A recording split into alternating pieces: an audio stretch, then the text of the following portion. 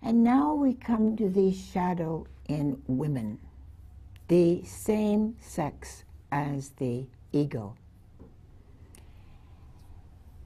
We are all of us, men and women, but women in particular have to look at it, if we're going to look at shadow, that we are the children, grandchildren, great-grandchildren of women raised in patriarchy. So we are carrying the shadow of patriarchy in our dreams. The terror of displeasing daddy, or daddy's surrogate, undermines the ego standpoint. As Dr. von Franz says, we cannot see our own shadow. She actually calls it our own backside. And if the ego could see those unconscious signals that we are putting out, it would find them contemptible. This film is about the anguish of coming to grips with that shadow.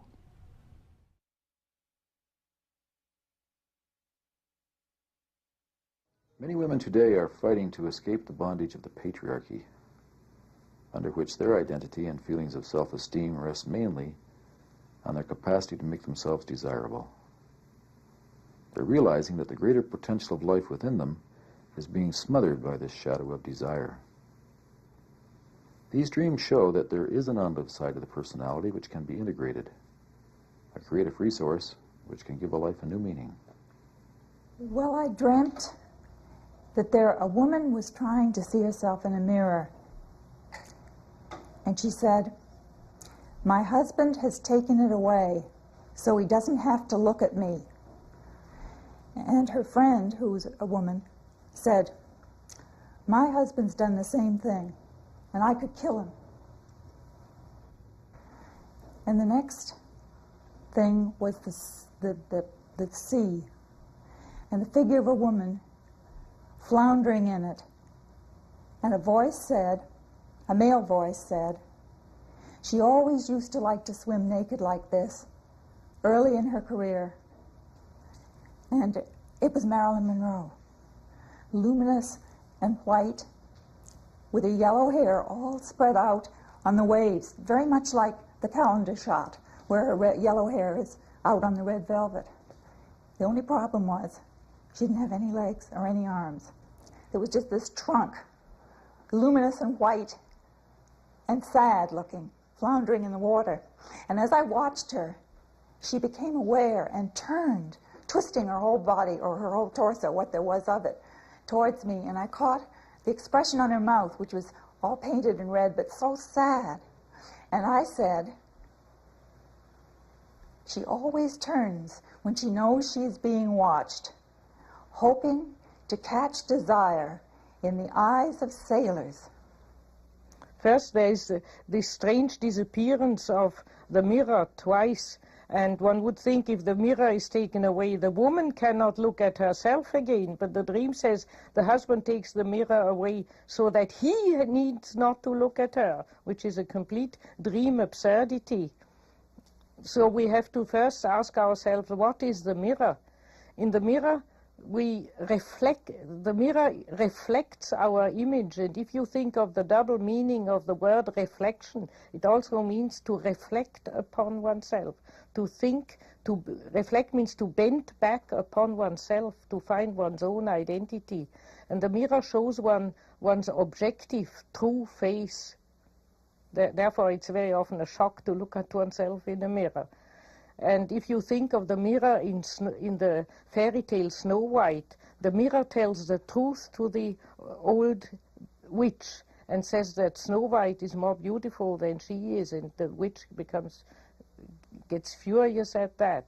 So the mirror is also what shows the truth, the reflection which shows the true identity.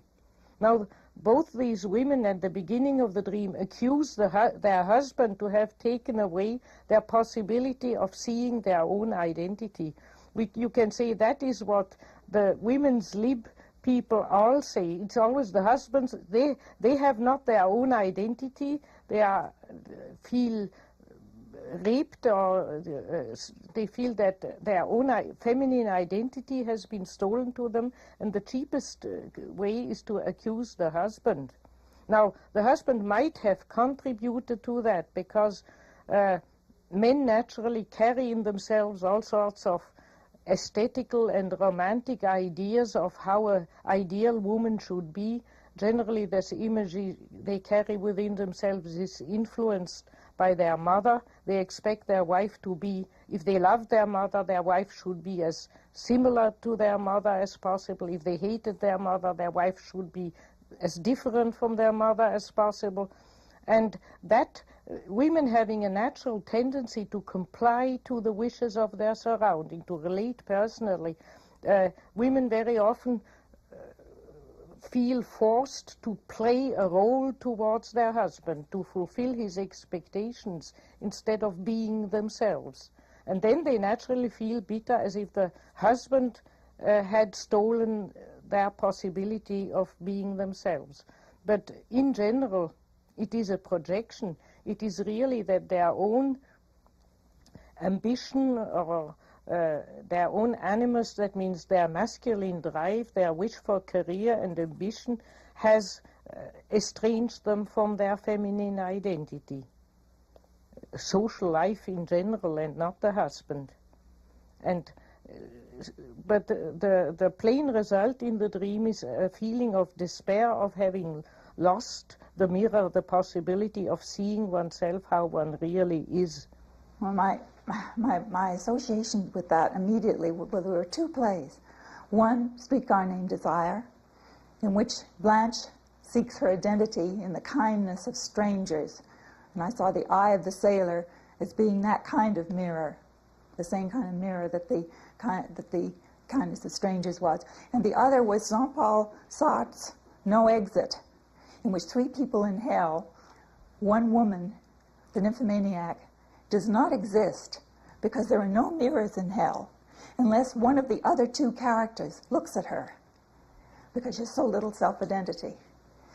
And it seemed that when I had this dream, it seemed to me that it mirrored it was a collective dream that mirrored something very wrong with women in our time, some terrible problem of women whose lack of self-identity makes them look for mirrors in the eyes of strangers or lovers instead of thinking of loving themselves. And the fact that she had no arms, she was incapable of love. And I thought of Marilyn. She has been able to play to millions of men the ideal feminine figure, and playing that, and she has trained, or was trained by her own mother to play that role from very young on. And so she had the whole tragic fate of an actress who is disidentified from herself and plays a star role and loses the feeling of who she is in her private life. She had an obsessive fantasy in her youth that she was entering a cathedral and the whole congregation was there looking towards the altar, and when she came in, the whole congregation turned around and stared at her. that means nothing less that now she is the goddess. Nobody looks at the altar, the place of where God appears or becomes real or incarnates in the human world. She is the goddess. And this being identified with the goddess is naturally extremely dangerous. That is what we talked about inflation before. And so Marilyn Monroe in reality lost her identity, and that woman in her has died, and the only good thing to do would to give her a decent funeral. But we can also see it from another aspect, because Marilyn Monroe represented for most of the public, as her own fantasy shows, a feminine goddess. And it is because in the Christian churches the feminine goddess is lacking, that certain women or film stars are elevated to divine rank and admired so much. Greta Garbo had the same tragic difficulties, that she was too much deified, and she got frightened by it and ran away from it finally. She had enough. So it is also a problem of our civilization, because we have no official goddess to worship. Certain actresses or beautiful women are worshipped like a goddess instead, and they can't carry that projection. They don't know how to carry that projection.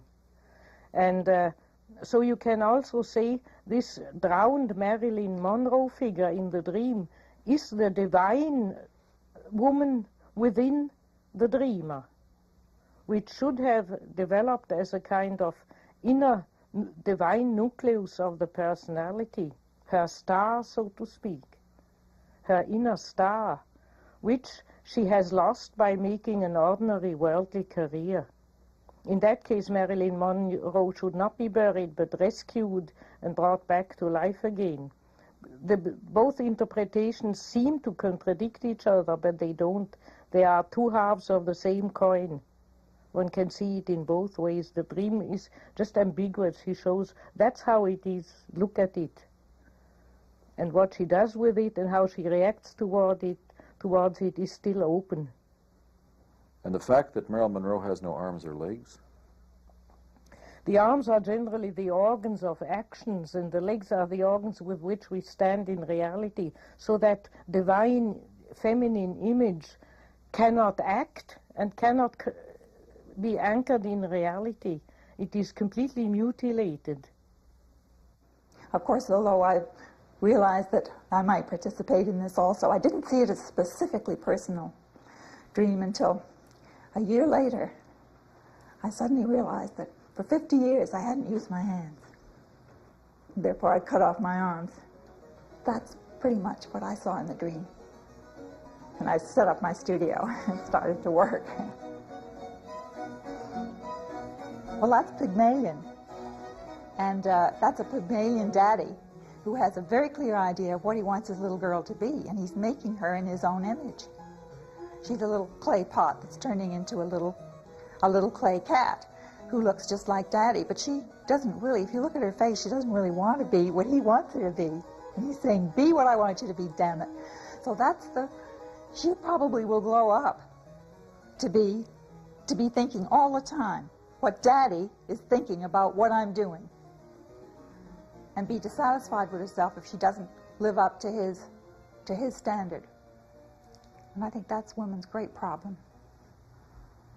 This dream occurred almost 3 years after the Marilyn Monroe dream. It's a long dream in 2 parts. Well, I dreamt I came home to my dark living room, and in the middle of the room was a strange, dark-haired, foreign young woman whom I'd never seen before in my life. And I said, "What are you doing here?" And she said that she, in broken English, that she had come to look after my things while I was away to see nothing was stolen. And I said, "I don't believe you. How dare you intrude into my private place?" And I struck her, first on one cheek and then on the other. And after that, I was surprised at my violence. And she ran away in tears.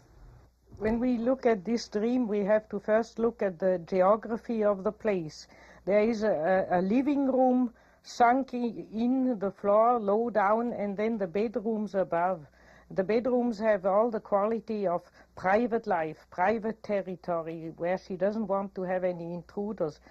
Downstairs on the level floor, or even a bit on a lower level, the dream puts it on a low level, there is her social life. Now, this woman has made a great career, a professional career, and has living a lively social life, and the dream puts that down. That is, so to speak, the ground floor. But the important thing is higher up. There is a problem higher up, so to speak, which would have more priority. The problem is the bed in the bedroom. When she comes up to the bedroom first, she finds this dark-haired unknown intruder, who at the end of the dream is the mother of the violated child. And she's just furious for having somebody unknown intruding into her private life, and slaps the intruder. We don't know who that dark-haired woman is. We can therefore only conclude it is a part of her personality whom she has no idea of, another part of herself whom she doesn't know, and whom she feels strange, and whom she wants to reject within herself, because she's unaccustomed to it. Very often during life we are suddenly assaulted by a new part of our personality, so to speak. We have new kind of feelings or reactions which we never had before, and very often out of sheer habit we hate that. We don't like to change. What's that? Why am I suddenly feeling so differently? And then we feel it's uncanny, and anything uncanny we try to slap down within us, instead of being open and saying, what new feelings or reactions do I have? Let's look at them. But she has this rejection.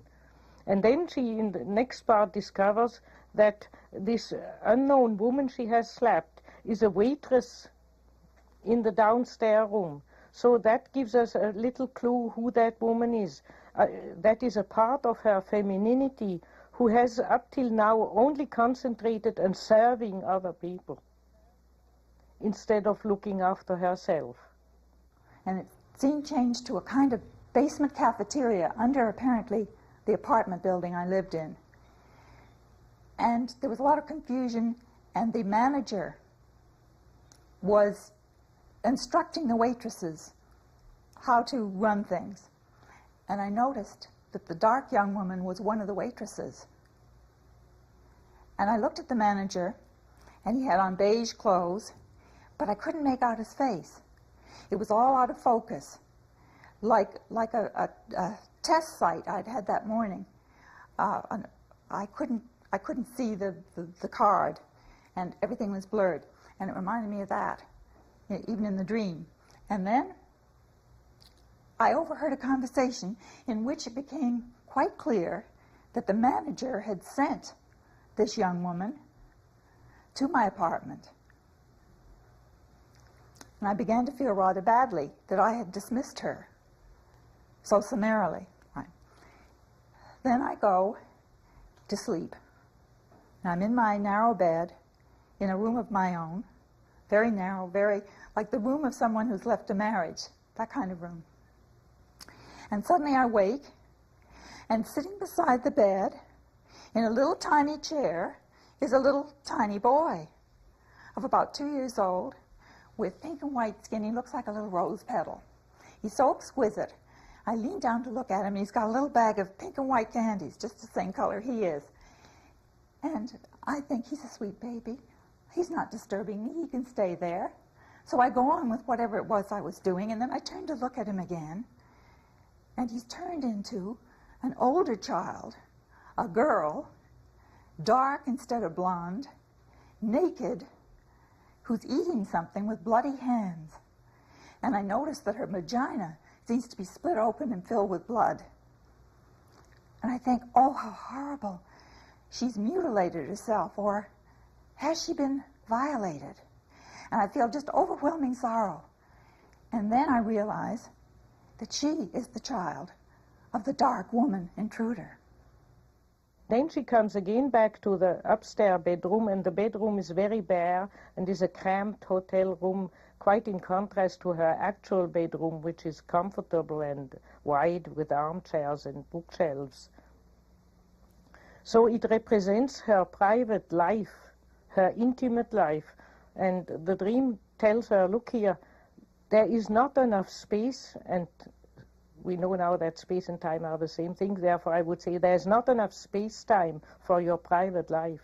This is a woman who probably lives much too extrovertedly her professional life and her social life, and she doesn't take enough room and space and time to be with herself. And so that her psychological bedroom is a cramped hotel room.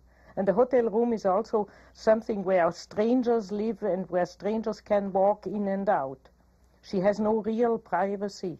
She has not a realm of introversion where she can be herself, where she can have her personal secrets. It's all spent away to other people. And part of her femininity, which should look after an inner child, is acting as a waitress to other people. That is like Marilyn Monroe in the other dream being an actress, acting for other people. And here, this one is waiting for other people, serving other people, instead of looking after one's own business. This dark-haired woman should have looked after her little daughter so that she shouldn't be raped, instead of waiting on downstairs.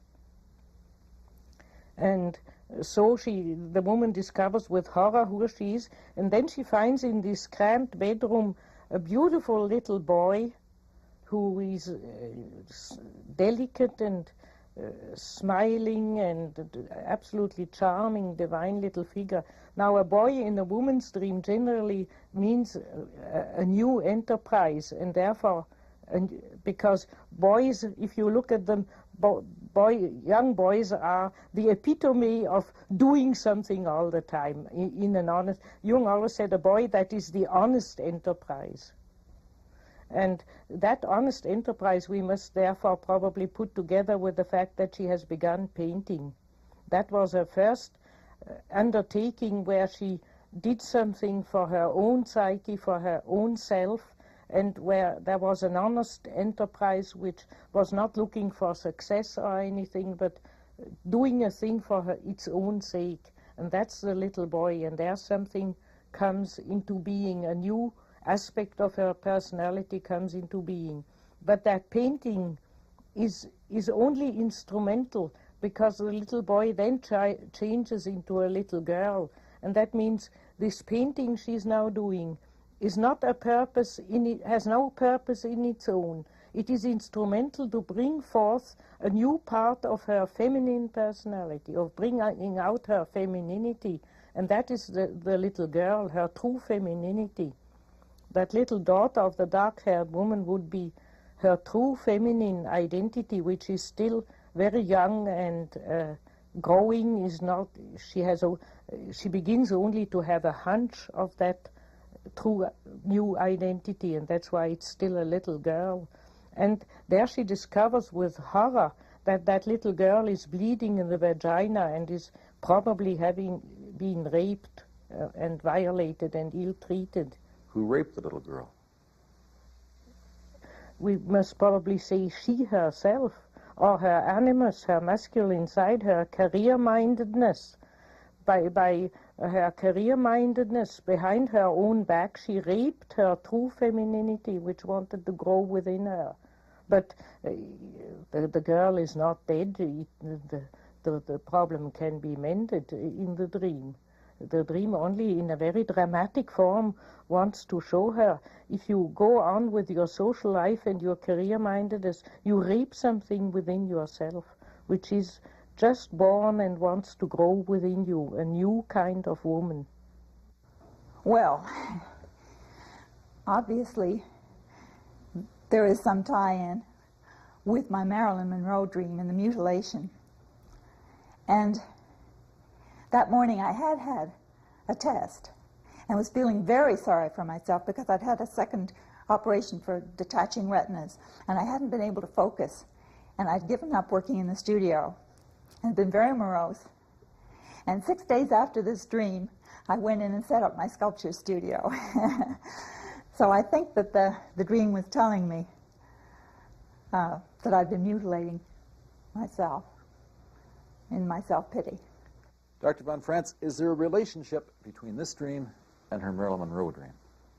We see in the first dream of Marilyn Monroe that something is dying or has died within this woman, and in the second dream something has been born. We could even make the assumption that the raped little girl is the reborn Marilyn Monroe in that wrong form of acting and hunting success. This figure has to die, and in its new form of new life, of a new growing personality, it comes back again.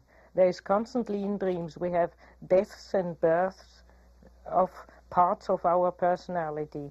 We die during life, parts of our personality die rightly or sometimes wrongly within us, and others are born.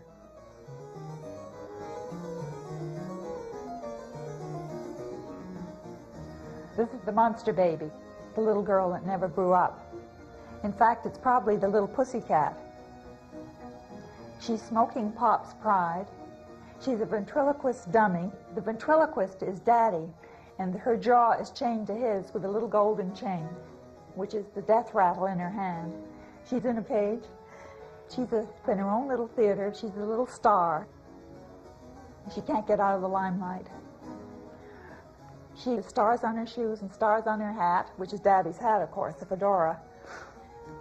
She wants to shine for Daddy, and her whole life is committed to it, and simply spouts Daddy's opinions and lives by his rules, and thinks she's happy, or she's in a prison. She's a prisoner of it. She's what happens when a woman has no inner identity.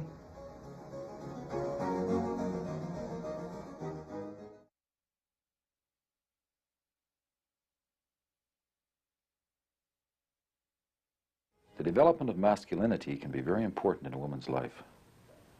It's her capacity to act on her own behalf, and without it, she can feel trapped and paralyzed. In these three dreams, which occurred over a period of 4 years, we see the struggle involved in the development of creative masculinity. This woman left her marriage and established herself in a new lifestyle. In the first dream, there's no masculine figure, just a mother's shadow. In this dream, there's an enormous king-size mattress. I mean huge. It seems to be suspended. There's nothing else around it. No sheets, nothing. I'm on it, laying this way. Over to my right, I feel that there's something there. I look over, it's a woman walking along at a distance with 2 Dobermans on leashes, black Dobermans. As she comes towards me, I keep watching her. She comes closer and closer. When she gets to about 3 feet beside me, she looks down at me. I have this feeling of really being aware of her looking down at me with disgust. She has a babushka around her head, tied. She looks at me, lets go of the leashes, and the 2 black dogs just zap right at my throat.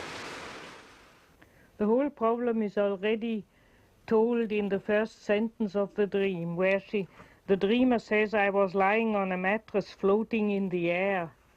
The dreamer is shown that she has no relationship to the earth. She has not her feet on the earth. She has no contact with reality.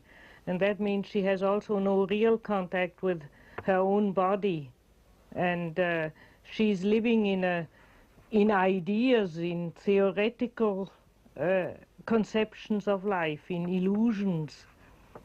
And then a woman comes towards her with those Doberman pinchers, and those would be the earthly forces, the instinctual force. The dog represents our domesticated instincts, but they are hostile.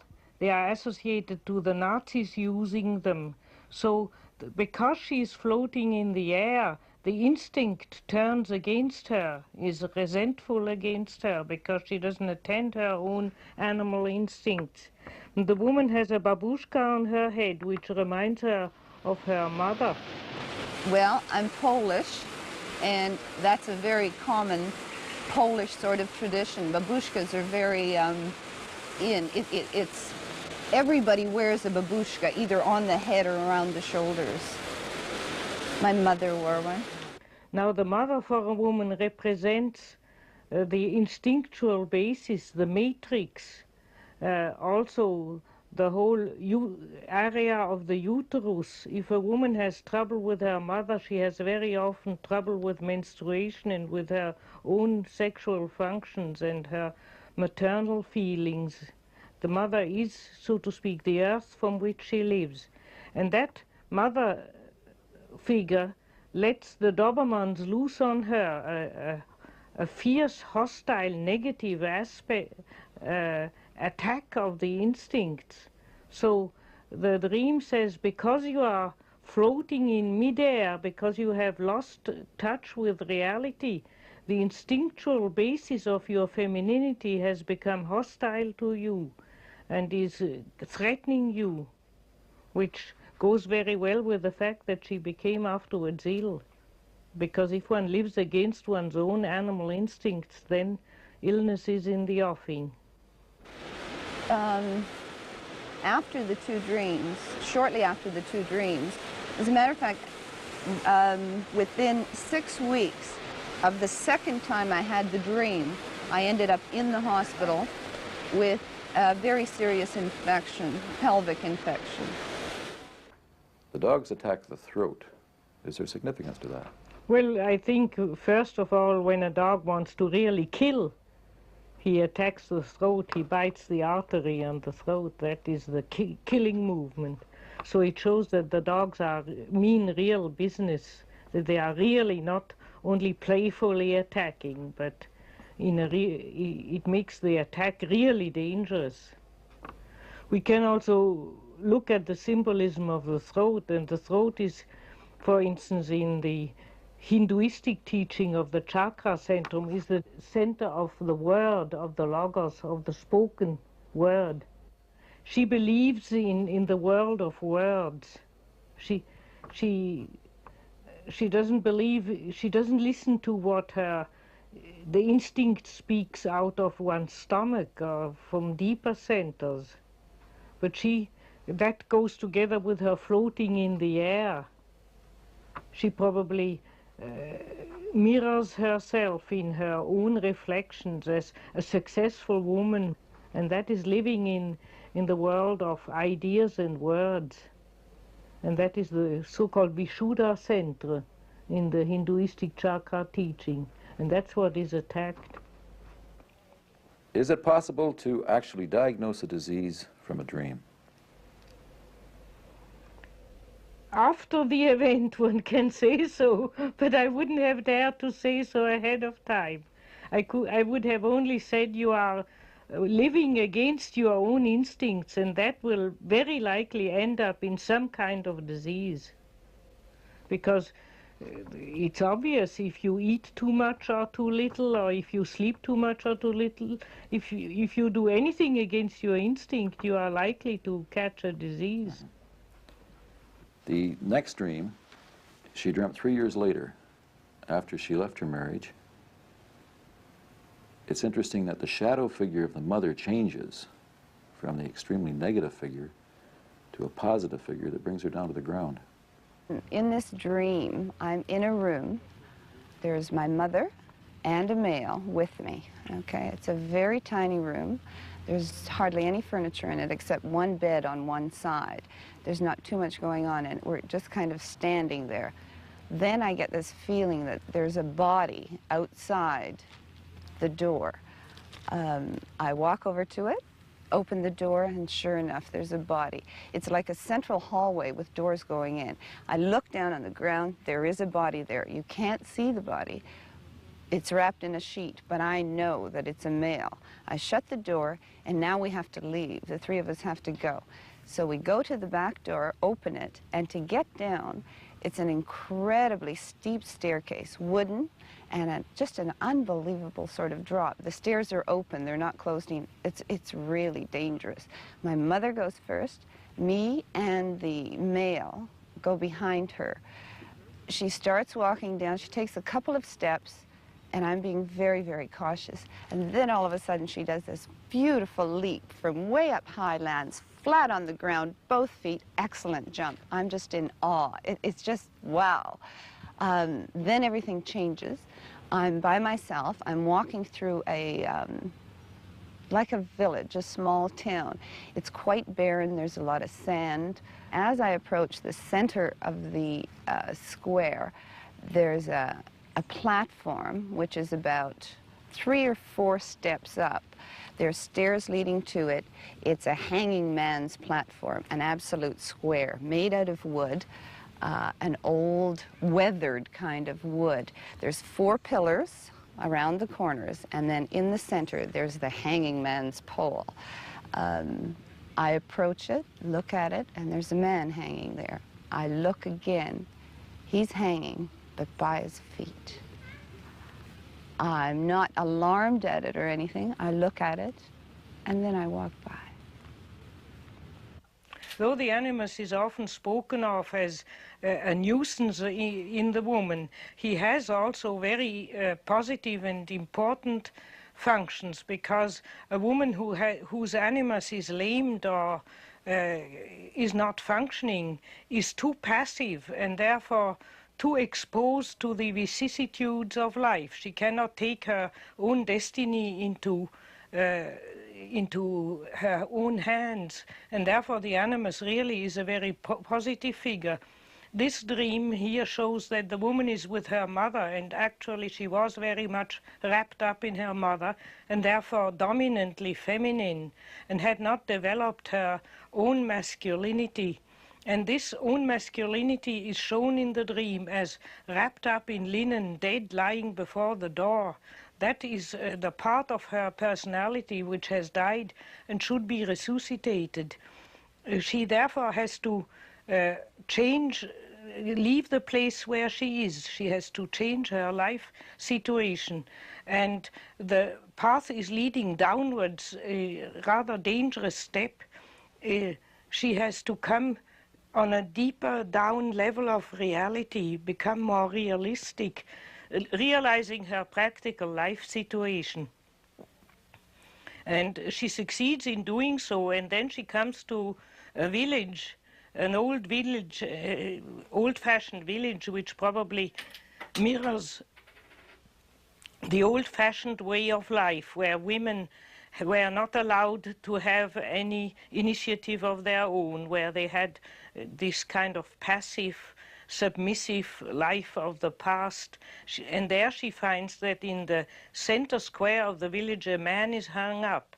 In that atmosphere of old-fashioned femininity, all the positive masculine forces in woman are suspended, literally suspended. They are killed. They cannot act, and therefore the dream shows what is wrong with her. She probably, being in a very difficult outer situation, would be inclined to think that all her bad luck lies in the outer situation and in her negative marital situation. And the dream shows her that the real trouble is that her own masculinity is dead, is not functioning, and has to be rescued and revived again. Would you amplify the image of the hanging man? Hanging is, in general, a kind of negative deification. After all, the god of Western civilization is a hanged man. And it means the moment of being elevated into the spiritual realm and be recognized as a god, but at the expense of human reality. One is, so to speak, hung up in eternity, and the human reality is dead. And that's why, for instance, the old Germans hung up their prisoners in honor of Wotan. And when the wind was blowing them back and forth on the gallows or the trees where they hung them, that was meant that Wotan, the god, the spiritual god, was taking them to them. But it also means what the English word says, to be in a suspended state. Suspended means hanging. So it means that all her masculine intelligence and capacity of action and courage and all her masculine qualities are existing but suspended, in suspense, and not touching the reality. They are turned upside down, where the man should have his head up, which means she should have her head up herself and think her situation over and take it in hand like a man, and all that is suspended and condemned to inaction through a old-fashioned attitude towards life on one side and through a too great identity with her mother on the other side. The next dream occurred after she was rejected by a lover. She had told him that she had strong feelings of love and affection toward him, and he said the feelings were not reciprocated, that he saw her just as a sex object. The dream begins, she's sitting in the balcony of a movie theater. All of a sudden I have to go to the washroom. I'm looking for a washroom. I get up, I walk towards the back of the theater. There's an usherette standing there. We go to the washroom together. It's kind of a strange wooden door. It's a storage area washroom somehow. We both sort of go in, or she opens the door and kind of holds it for me, and I enter it. Now, to go in there and pee, I realize you can't shut the door. As I'm thinking that, a man enters in a suit, and I'm outraged because this is a ladies' washroom, so I tell him to get out. Then I see another man coming towards me. Now, this is quite short, stockily built, okay? He's coming towards me. I'm outraged at the fact that these men are in the ladies' washroom. He comes right towards me. The stocky man comes right towards me. I look over at the other man, and he says he's a Taekwondo master. And I look over at the stocky man, and he has assumed the stance of, you know, the martial arts sort of thing. And then in a leap, he's at my throat. She has been terribly hit before this dream by the negative answer of that partner. Now, the dream changes that hit, or represents that shocking hit, but in a different form. First, he shows that it happened when she wanted to pee in a toilet. Now, to pee generally has a symbolism of expressing oneself genuinely. Peeing is one of the few functions man cannot repress. We can repress sleep for a while, we can repress eating for a while, but peeing is just above us. It rules us. And therefore it is an expression of, here I am, that's how I am. It always means to be genuine. And the dream says, look here, for once you have tried to be genuine when you asked this man, do you love me? And inferred at the same time that you love him. That was your true feeling. And you got hit, but you did not get hit really by him, the partner who told you he's not interested in you. You got hit by somebody else. You got hit by this karate hero, by that horrible man who hits with a karate gesture your throat.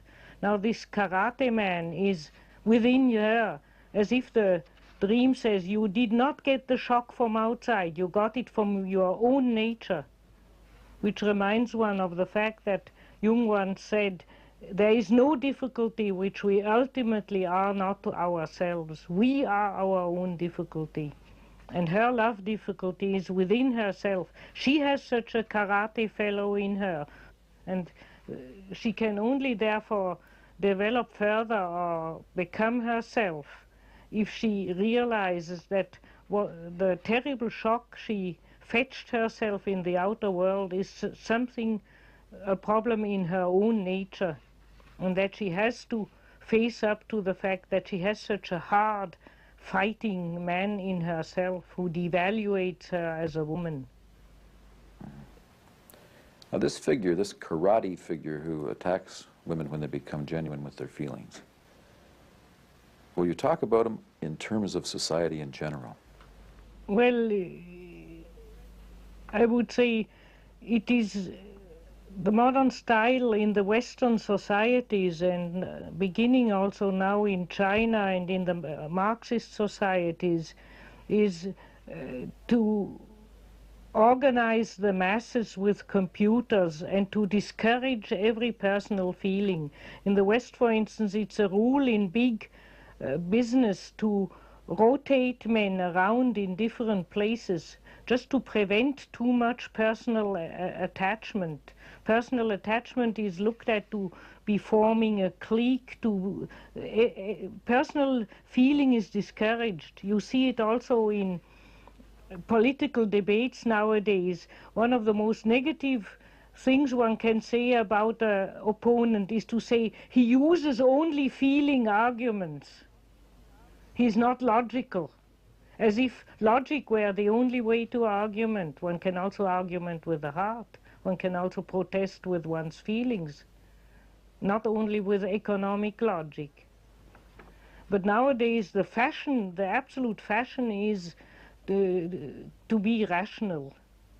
And many schools of modern psychology are also rational. If something is wrong in the marriage, one has to rationally reorganize sex life, have extramarital affairs, or use practical new positions, Kama Sutra positions, or fix up the thing rationally as if it were a broken down car. And treating man like a broken down car. And that is absolutely destructive to feeling, and it hits men and women equally, but women even more, because women in generally put more emphasis on personal relationship and personal feelings, and therefore they are hit first. And that's why women are nowadays so unhappy and in a general revolt against many things. They feel that they are thwarted of their life. Naturally, it hits men too, because if women go crazy and become disagreeable and cold, it reverberates on the sons and on the partners and on the men as well. But a man can stand a rationally organized world rather a bit longer than a woman.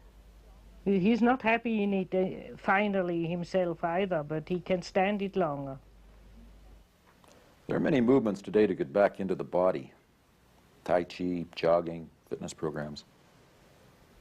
This tremendous emphasis on the body nowadays in psychotherapy is a compensatory movement.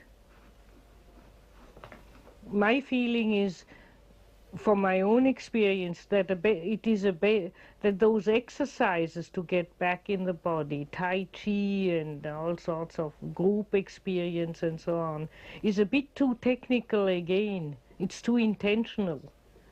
I think that going into nature and living with nature is a better way of sinking back into the body, a more natural way. But not everybody can do that, and those exercises are certainly sometimes very helpful. What happens when the individual connects the head and the body? Well, generally when people sink into their body, they are first, the bridge between the head and the body are the emotions, probably connected in the brain with the limbic system, the affects and the emotions. And generally when people try to, through exercises, get into their bodies, they first touch on certain emotions. A wild resentment against father or mother or something like that. Generally negative emotions which have been repressed. And the first step is to let those out, to let those come up, not to suppress them with the head. And then generally there is an outburst and tears and sweat and physical reaction, and then a relaxation, and then a better connection with the body. You've been describing a society where the head, the thinking, is over here, and the body, instincts and the emotions are here. And the problem involved in putting the head on top. What's wrong with our society?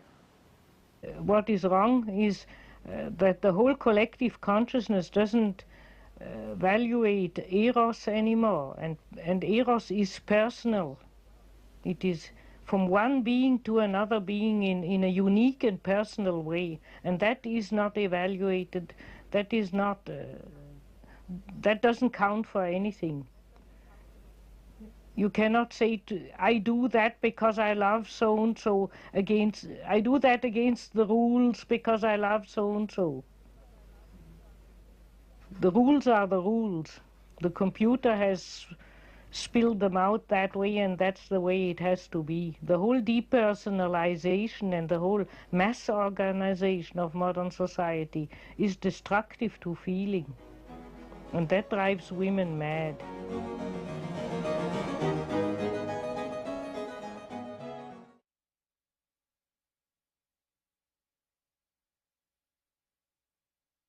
The father complex can raise hell in the unconscious of a woman.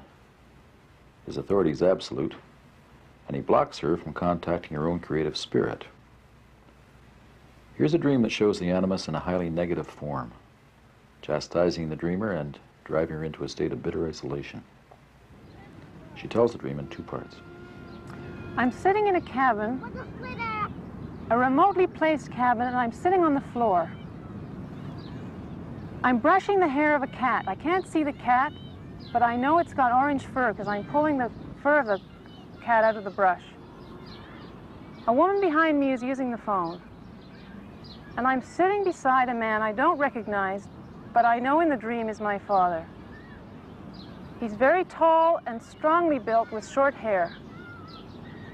He is chief of police, and we live in the police department of a remote settlement. The woman finishes using the phone and hangs it up and leaves, and he walks over to where she has been and tidies up something and turns and walks towards me and says, "They're crazy, they're just plain crazy." She's been making incestuous overtures to whoever she's been talking to on the phone.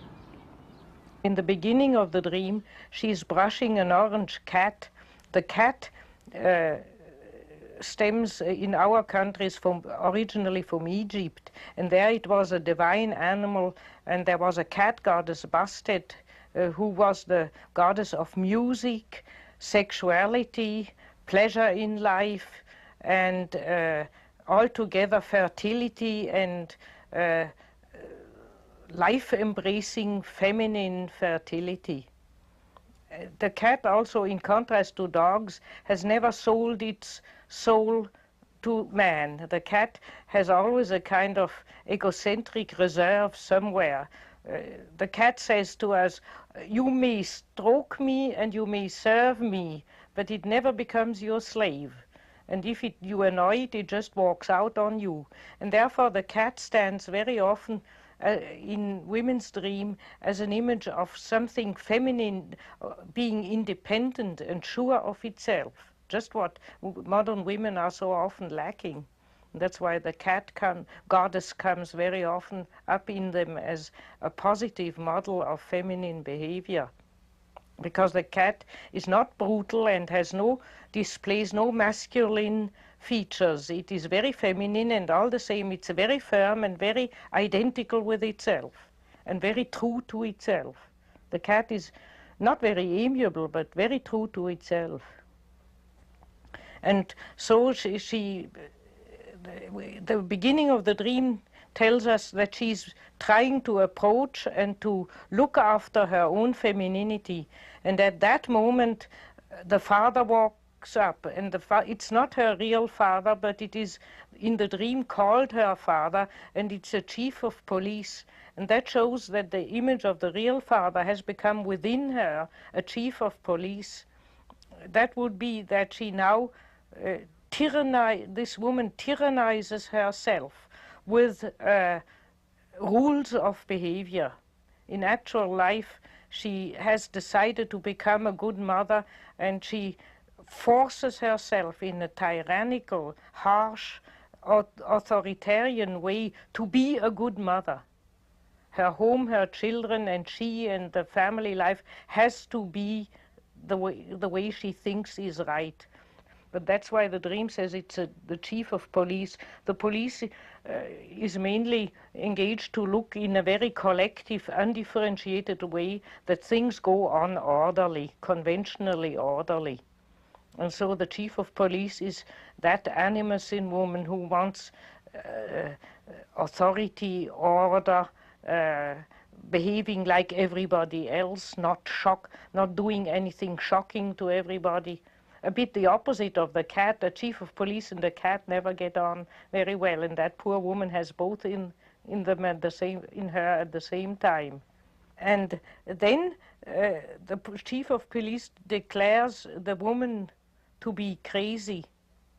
So that would be a secret voice in her that whenever she follows her own feeling, something says, no, that's crazy, don't do that. You are crazy if you do that. Many people repress things within themselves by calling them crazy. In the second part of the dream, tremendous anger suddenly springs up. I'm standing beside my father. He has found a note that I've written to a boyfriend, and he is in a murderous rage. The kid is standing in front of him. I start to tremble violently and run from the room through a door that is usually locked by a hook high up on the door. I see that it isn't locked, and I run through into the bathroom. There's a man sitting on the floor in there who doesn't pay any attention to me. I'm wearing a parka and a hat, and I vomit into the toilet. As I'm doing this, I can see that my father is going to tie my hands together and hang me from the rafters in the cabin and beat me with a stick. I wake up from the dream shouting, "Harry, Harry!" There again we have the image, naturally, there exist in reality fathers who think they have to anxiously protect the integrity of their daughters and therefore pursue them when they write notes to their first boyfriend and so on. But here this is no longer the case, as this woman is married and away from home. So she is doing that again to herself. And that is the greatest tragedy about the negative animus, that it always flares up with its power where a woman loves. Whenever a woman loves somebody, or a man or somebody, the animus comes and wants to cut it off. The negative animus tries to cut off women from any kind of relationship by belittling the relationship or calling it crazy or by some other means. The negative animus mainly manifests as a opinionated resistance against having feelings of love. And that's why, especially if a woman has a tendency to fall in love or to be even only interested in a man, then her animus comes up and makes her ruin the relationship. How does a woman experience that inside herself? Subjectively, you don't know, you think you are under a curse. Just when you want to meet the man or talk to the man you love, something makes you make him a scene, a tearful scene. And then you go home and cry and you say, I wanted to have a good relationship to him and now, and then either you project and you say, and he is so nasty to me, or you are a bit more honest and then you say, and just because I want a relationship to him, I have made him a scene. And you just don't know what devil's mechanism makes you do that. But women always hit. If a woman hits you as a man, you can be sure she's interested in you. And she would really want to love you, but she doesn't know how to do it. The negative animus behaves here like a jealous lover. He wants to keep the woman and cut her off from all men. That is the typical mechanism when she has some loving feelings towards any man, then comes this, you should not do that animus. Or it's projected. I know the classical case of a woman who once attacked Jung in the analytical hour worse than ever with the animus, and they went into what happened in the hour happened before. Jung had told her, whenever you have a feeling, that's when you attack. She had, on the way to Jung, seen beautiful strawberries, And her first impulse was, let's buy them and bring them to him. And then the animus said, oh, he will say strawberries have an erotic meaning and he'll mock at me. So she didn't buy the strawberries. And then she arrived in a fierce mood and attacked Jung all the hour. Just because she had suppressed the strawberries. Just because, if she had bought the strawberries, everything would have gone well, but she had repressed her own feeling. You say that the animus says this to a woman. Subjectively, what does she experience? That a voice is actually talking inside her head? Or what? No, the worst about it is she experiences it as if she thinks it herself. It thinks in her, Jung is going to laugh at the strawberries. And she thinks that. And therefore that is one of the long troubles of analytical work, to make women distinguish between what they really think themselves and what it thinks in them, which they think is their own thoughts. And even when you have worked for years on that, I have sometimes negative thoughts against myself, which I would, if you asked me at the moment, say, yes, that's what I think about myself. And then I have a dream of a man raping me, and then I know, no, that was an evil animus in me who thought that. What's the origin of that voice? Does it have its roots in the relationship with the father? The first man a woman meets is the father, and the father has therefore a very decisive influence on a young girl. If the relationship to the father constellates itself negatively, the girl reacts negatively towards the father. The father might not be an evil man in himself, but the girl might not like him, or the father might be a difficult person. Then there's generally later also difficulties with men, and difficulties to find her own masculine side. In other words, the animus, her own masculinity, is a problem to her. And such a woman also tends to behave towards herself as her father did to her. If the father was tyrannical, later, even if the father has died, the woman tyrannizes herself with ideas and opinions which still come from the father image. And so the detachment from the father and the relationship to the father plays always a big role in the development of a woman. Can the negative animus interfere in the woman's relationship with her children in the same way? The animus actually does interfere with the maternal feelings in certain women when they have not a strong maternal instinct. Then, for instance, the chief of police tells them that they should not get angry. Let's say a child misbehaves and whines and spills the soup over the plate, and then it is a natural reaction to get angry and to shout a bit. If it doesn't go too far, it's quite normal for a child to accept that. But then the chief of police says, no, that's not good education, the child will have a trauma.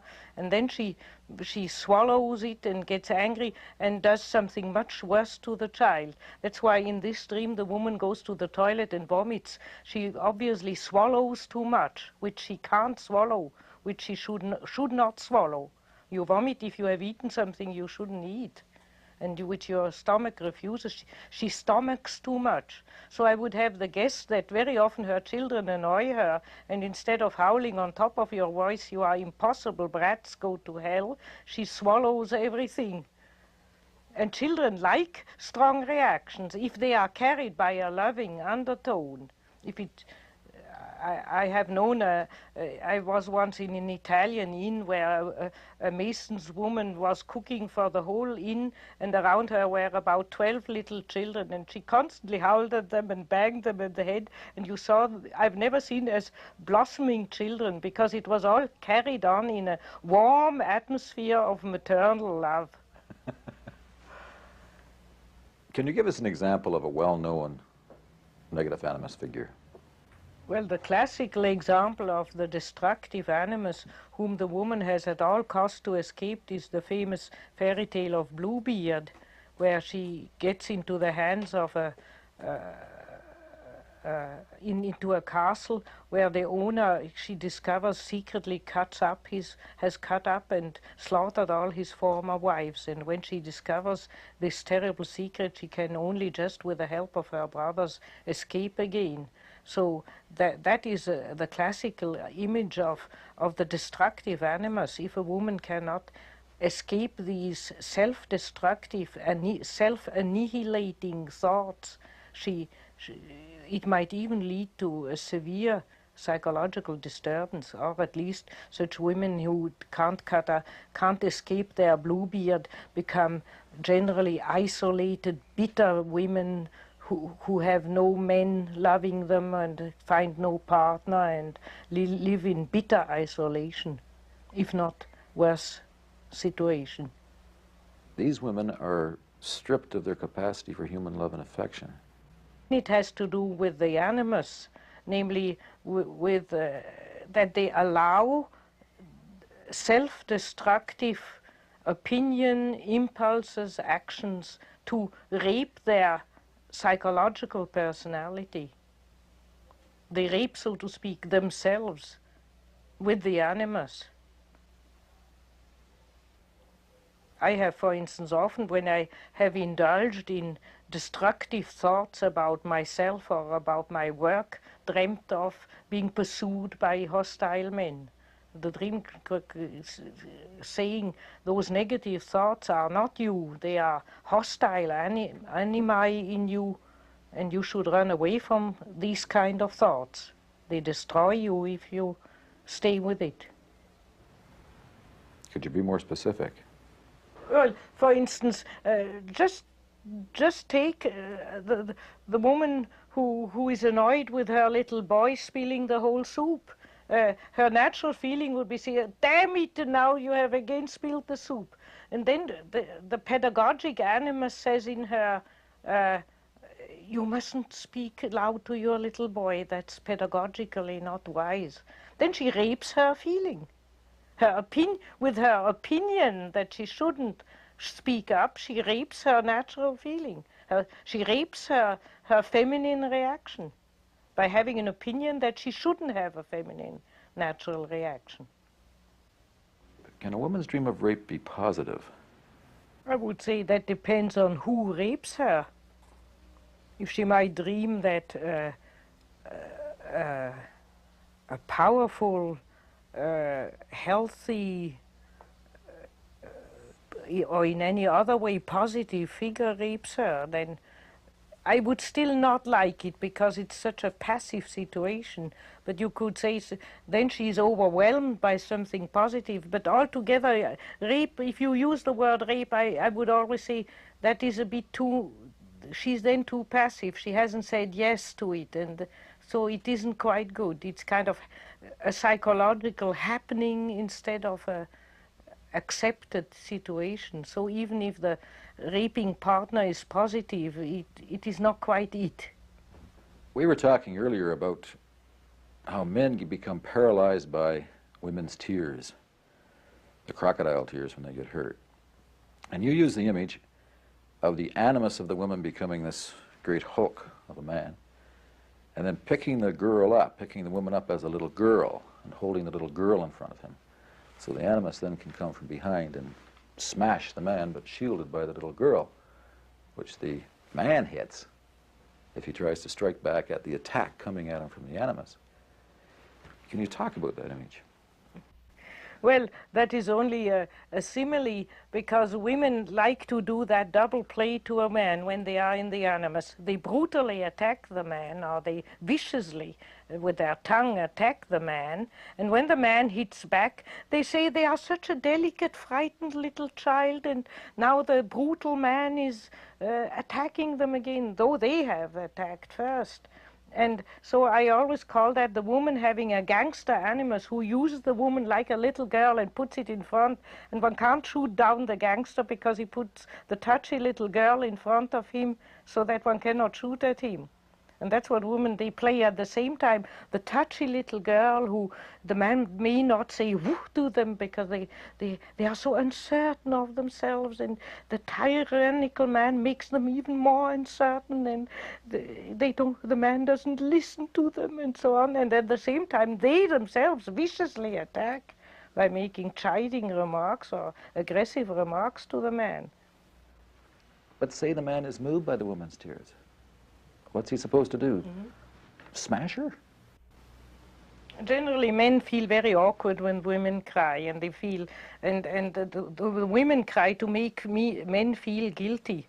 And so men feel guilty, they feel they are a brute who has made they have made the woman cry, and so they feel uncomfortable and awkward, and they generally react in some inappropriate way because they feel cornered.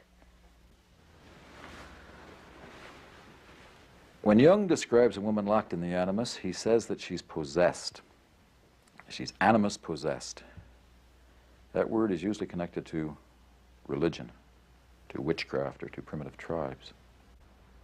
There you have wonderful states of possession when, for instance, certain mediums go into trance and then they are possessed by a certain godhead. You have that, for instance, in Hawaii.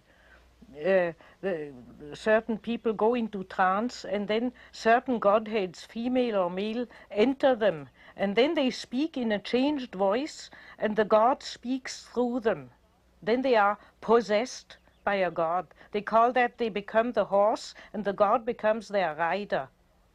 And I have a book on Hawaiian states of possession, and there is a photograph of 3 different male mediums incorporating the same god, Legbe. And they make exactly the same movement. Though they are, as human beings, different, when they are possessed, they behave all in the same way. They are possessed, we would say, by an archetypal figure, by a collective figure. Now, in waking up, these mediums sometimes don't remember what they have said in the trance state. They have been entered by a spirit. Now, this is an extreme of something which is normal in every human being. The whole day long, our field of consciousness is entered by autonomous complexes. You can notice that if you watch your own trend of thoughts, then, for instance, you are in a friendly, loving mood, and then you suddenly think of something negative, and then hatred and bitterness enters the scene, and a quarter of an hour later you muse revenge about something which has been done to you, and then your inner scene changes again, and you think of something else, and you get again in. We constantly switch moods. And therefore, if we watch ourselves, we are many people. I could give you a whole list of what kind of persons I can be. I can be an old peasant woman who thinks of cooking and of the house. I am a scholar who thinks about deciphering manuscripts. I am a psychotherapist who thinks about how to interpret people's dreams. I am a mischievous little boy who enjoys the company of 10 years old and playing mischief to adults, and so on. I could give you 20 more such characters. And they suddenly enter you. And that's and if you know it, you can steer it. You can, for instance, keep them out of your system or play them and put them aside again. But if you are possessed, it means they enter you involuntarily and you act it out involuntarily. Now, for instance, the mischievous person I can call up and send back to sleep again when I feel now there's enough, I can't afford that yet, now. That's not possession. And so that is one of the aims of psychotherapy, to help people to get on with their inner family of souls without getting possessed by them, and to keep a constant identity of themselves. Now, the animus is the most frequent possession in a woman, that she's certainly entered by a mood of male determination, cold, generalizing thinking, opinions, or of an impulse towards rash, brutal, determined action, which is not at all in her feminine character, which changes her character. You even see in a woman when she gets possessed by the animus that her face expression changes, her eyes change, her mouth, expression of her mouth changes. I notice that when I get in the animus, I do this. I pull up my shoulders, like somebody who prepares for attacking battle. When I do that, then I know, oh, stop and relax.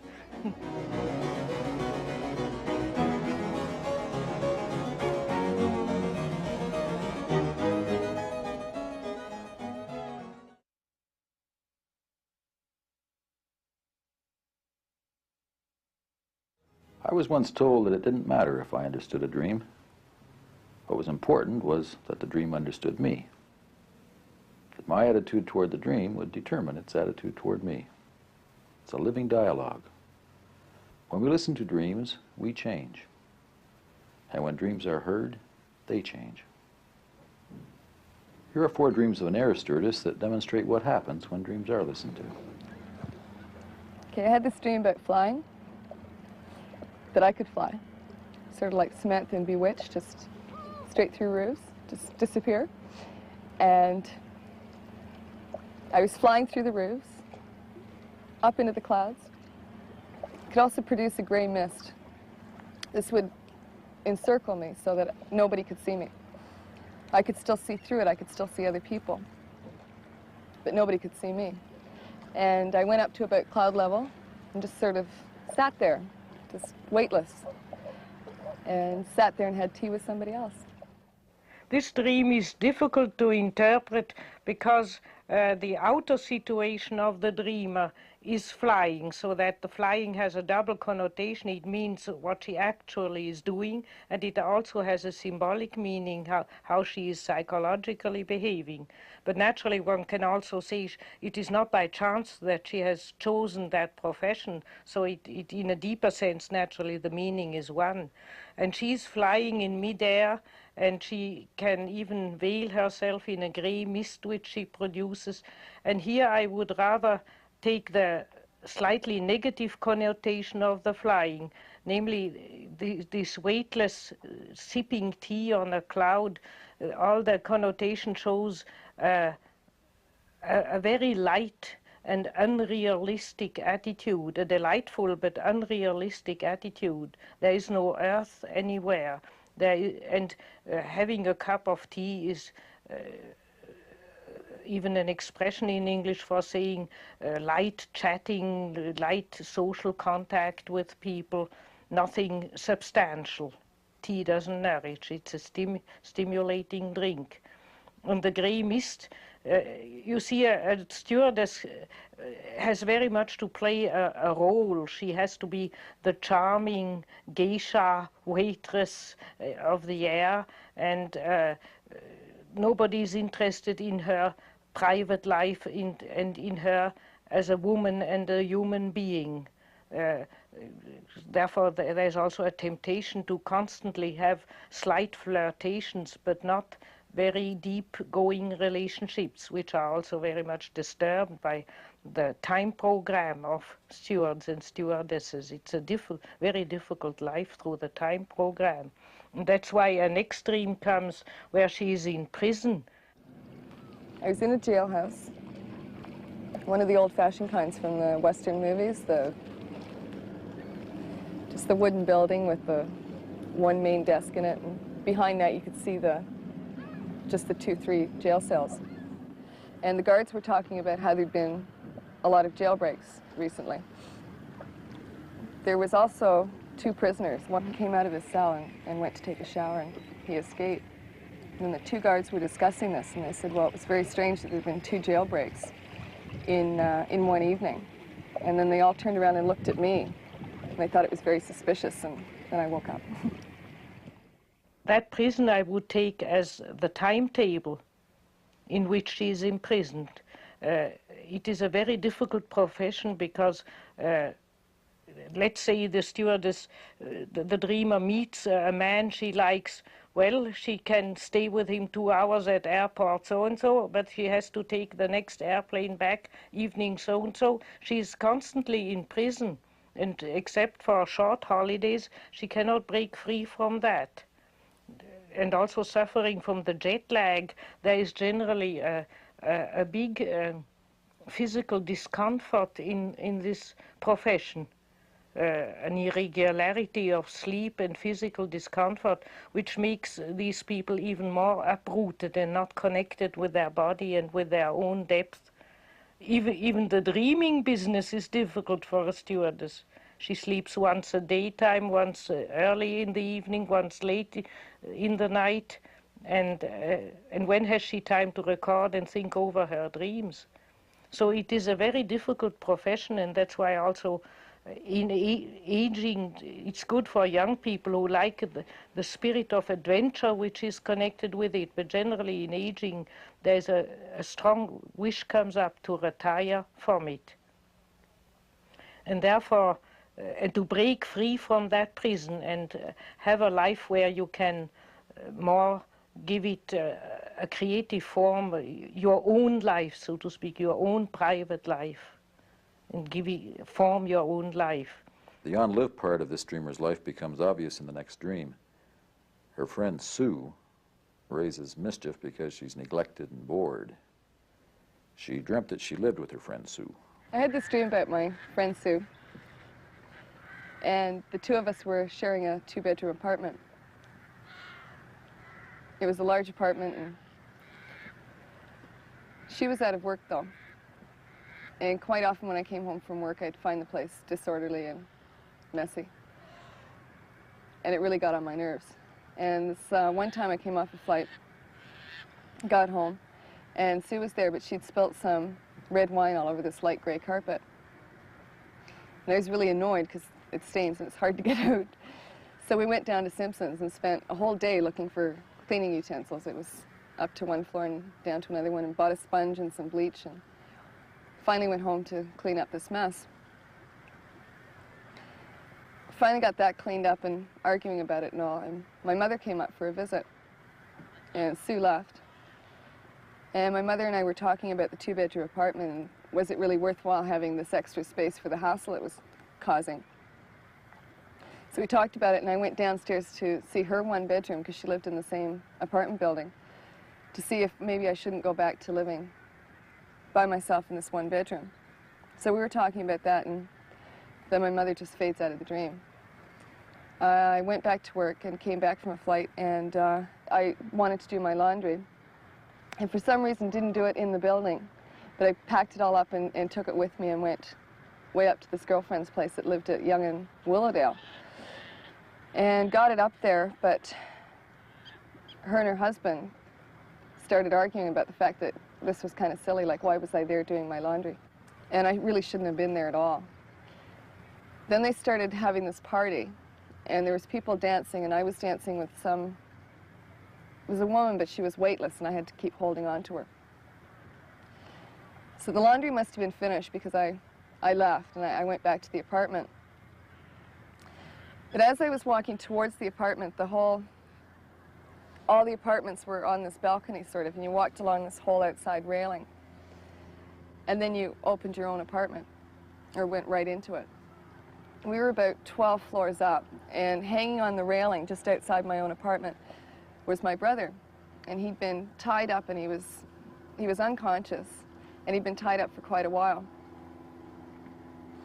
And it was a trick to untie him without letting him fall. So I went back into the apartment, got scissors and stuff, and started untying him really carefully. And while I did so, I pulled him off the railing and off the balcony and dragged him into my apartment, put blankets all over him, and knew he was going to be all right. Cleaning and washing is mostly a woman's connection with the earth, with the body, with the material world. It's an expression of love towards matter, devotion to the principle of matter, and all that in her flying condition, psychologically and outwardly, she cannot do. If the dreamer could live the Susie side of her personality, there wouldn't be such a difficulty, but because she cannot live the side which likes to be doing the household, which quietly lives introvertedly daydreaming while washing up. Washing up is a marvelous creative recreation where one can hang on one's own fantasies and thought, or a woman can think over her dreams and such things. And all that she cannot do. And so Susie is cantankerous and makes mischief and all sorts of trouble. And in the end, we'll see that she even hangs the brother of the dreamer. Then the dreamer goes to do laundry, but she doesn't do it in her own house. She goes to some friends further away in town and washes the dirty linen there. And what's the significance of her doing her laundry? Washing dirty linen is to sort out all the little shadow things one has done, to dwell on them. You see, generally, if we do some mischief against our will, if we do some harm to our friends or forget something important or so, we are for a moment aware of it, but we push it aside, we forget about it as quickly as possible. We said, oh yes, that's annoying, and in the afternoon already one has forgotten, while the good things one remembers all the time.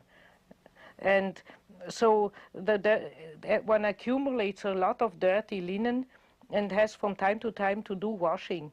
Actually, a psychotherapeutic treatment is mostly washing dirty linen. People say, my friend said that and that gossip against me and I got angry and so, and then you find out that there is a shadow projection upon each other. Both project the shadow upon each other, and it comes out in petty little quarrels and jealousies and so on. That's dirty linen. Isn't it interesting that at the very moment that she's doing her laundry, she suddenly starts dancing with this peculiar woman that she has to hold up?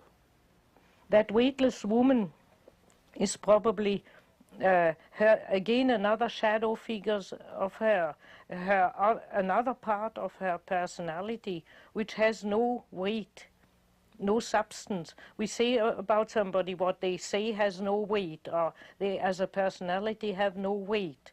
And that is somehow they have no psychic solidity, no substance. One doesn't feel the other person as somebody substantial. And that comes because she doesn't, what gives us substance, strangely enough, is our shadow. Our shadow is the positive thing. That girl's shadow is weightless because she does the washing of the dirty linen outside. That means probably she enjoys a lot of gossipy, criticizing other people among colleagues and so on, but never takes it home. She never takes it home to herself.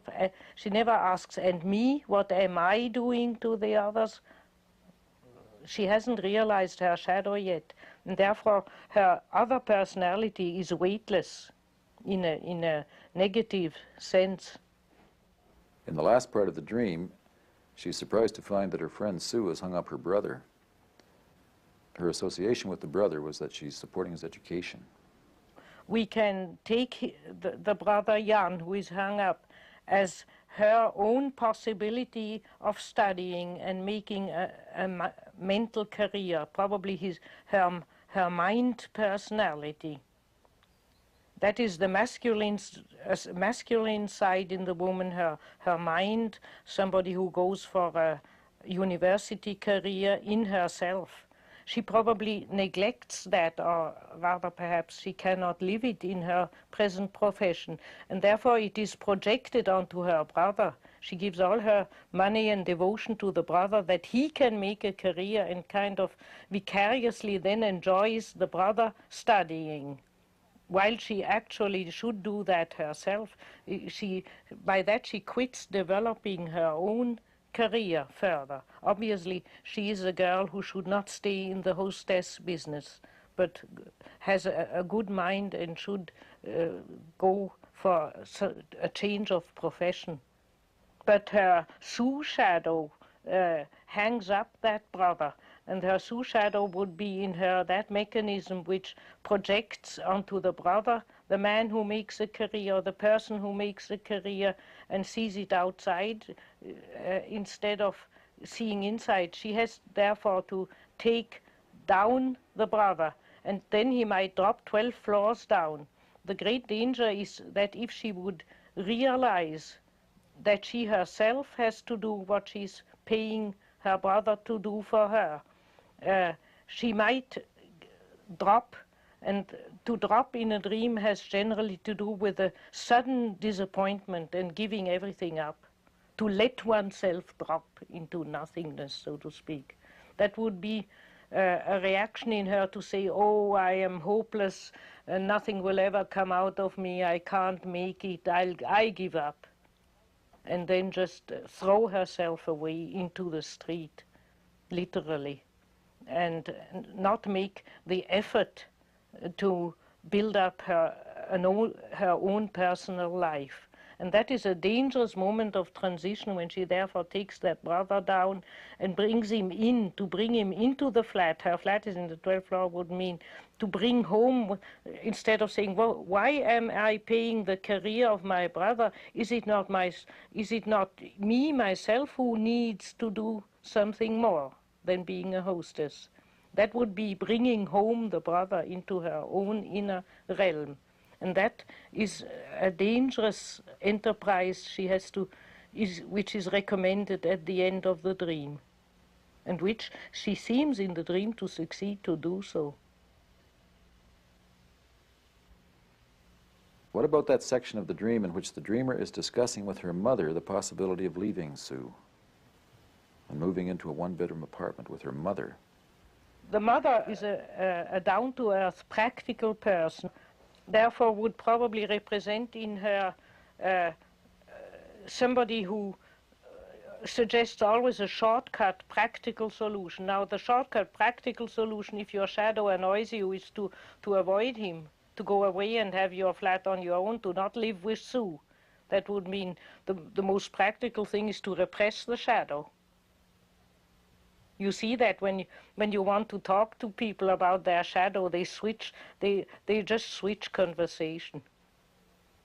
They say, oh, by the way, I wanted to tell you, and they talk about something else. That's the practical way of getting rid of Sue. But it's not really practical. It's practical at the moment, but one pays for it later. Why is it that dreams tend to use close friends to reveal the shadow side of the personality? Because generally one makes friends with one shadow figure. Tell me who your friends are, and I have the whole panorama of your good and bad qualities. The bad qualities have also an attraction, a fascination for one. The friend can do the things one cannot do. The friend is generally the person whom one envies. The friend is more elegant, or dances better, or can move about better in outer life, or has depth, and has a better mind or something, and that is fascinating. So there is always a kind of love-hatred with the shadow, and with one's friends. If one hasn't worked on one's shadow, one has with one's friend also generally a love-hatred relationship. In the next dream, the male figure appears in a very negative form, but the dreamer handles him very easily. Okay, I had this dream about being at a large airport. It was a large city airport. There's people everywhere. It was very crowded. And there were also a lot of guns. There was people shooting. I don't know. It was a lot of confusion. It was big and it was crowded and it was noisy. There was this one guy that he seemed to have it out for me, kept following me around. And I kept hiding from him. And wherever I went, he would find me. And he kept aiming this rifle at me. And I didn't like it. And I was really frightened. And so I kept hiding. And he'd come back. And at one point, I finally looked at him and I said, listen, I don't want to die. I don't like this stuff with you aiming your rifle at me. And he went away. He got up and left.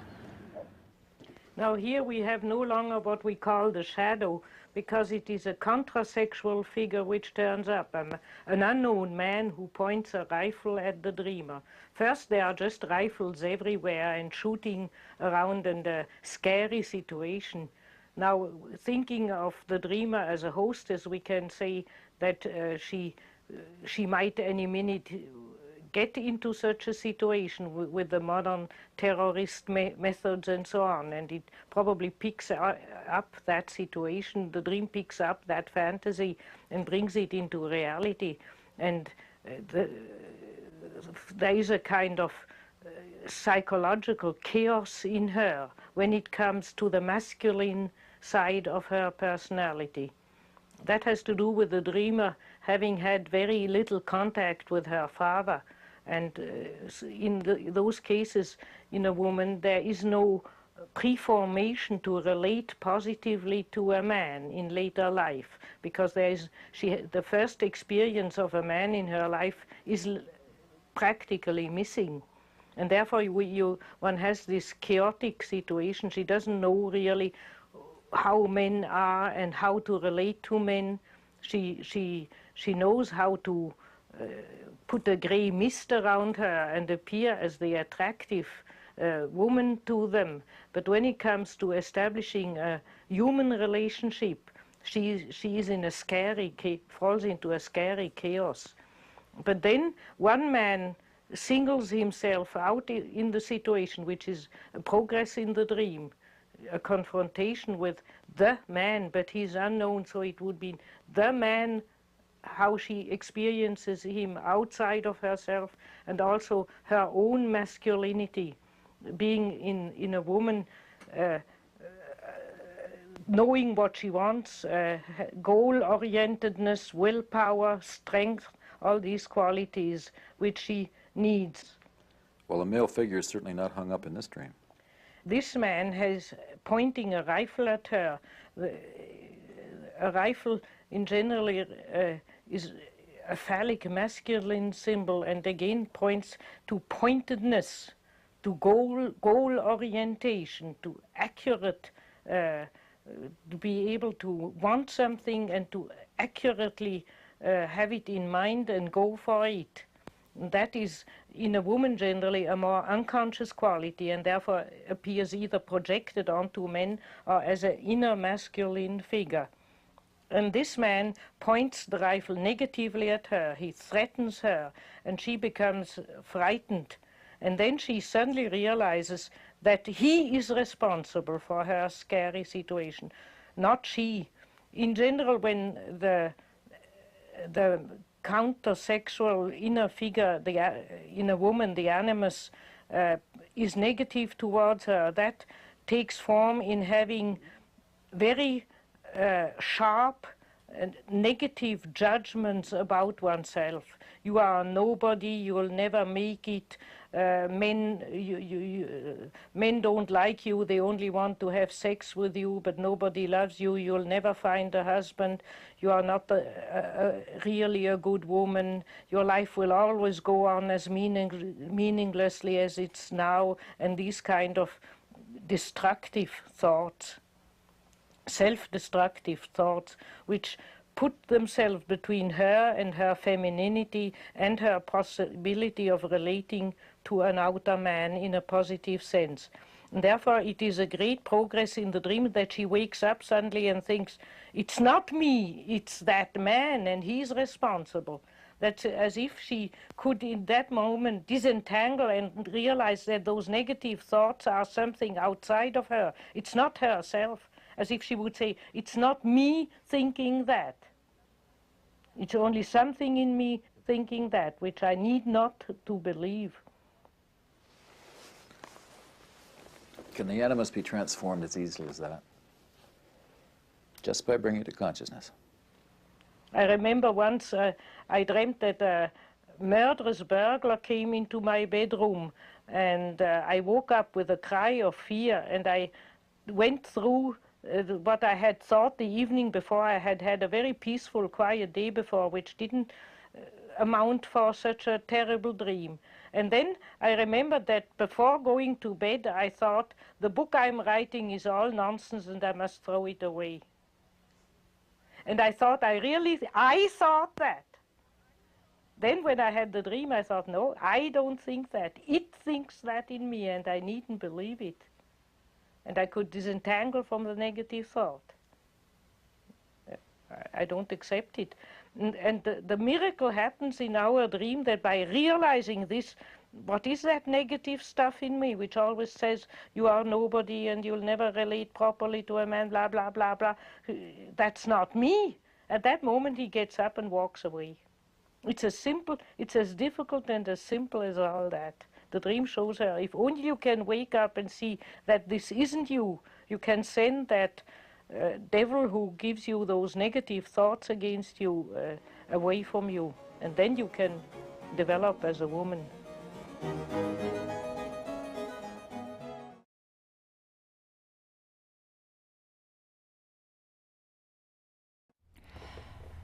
Von Franz has emphasized that the face that we turn to the unconscious is the face that is reflected back to us. In other words, if we are angry, we often get an angry response back from the unconscious. If we are diffident, the same kind of diffidence comes back to us. It's very important when we feel ourselves being chased by a demon that we stop and hold. Instead of running, some people run for a lifetime away from this thing that is running after them. If we can just stop and turn around and say, what do you want? Bring in all the strength you've got to say it, or to look this thing in the face. It's amazing how you may get an answer and it will tell you what it wants. It may say, I want to love you. I want to know you. I want you to know me. And the demonic may suddenly become its opposite.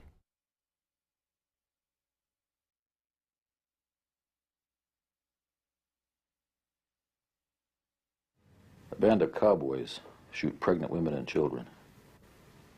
An ex-husband and his friends stop a woman from swimming a river. Christ appears as a furry dog with golden eyes. A woman's inner man can make her life heaven or hell. In his negative form, he's a seductive swindler who cuts a woman off from her feminine identity. But in his positive role, he brings her spiritual strength and connects her to the self.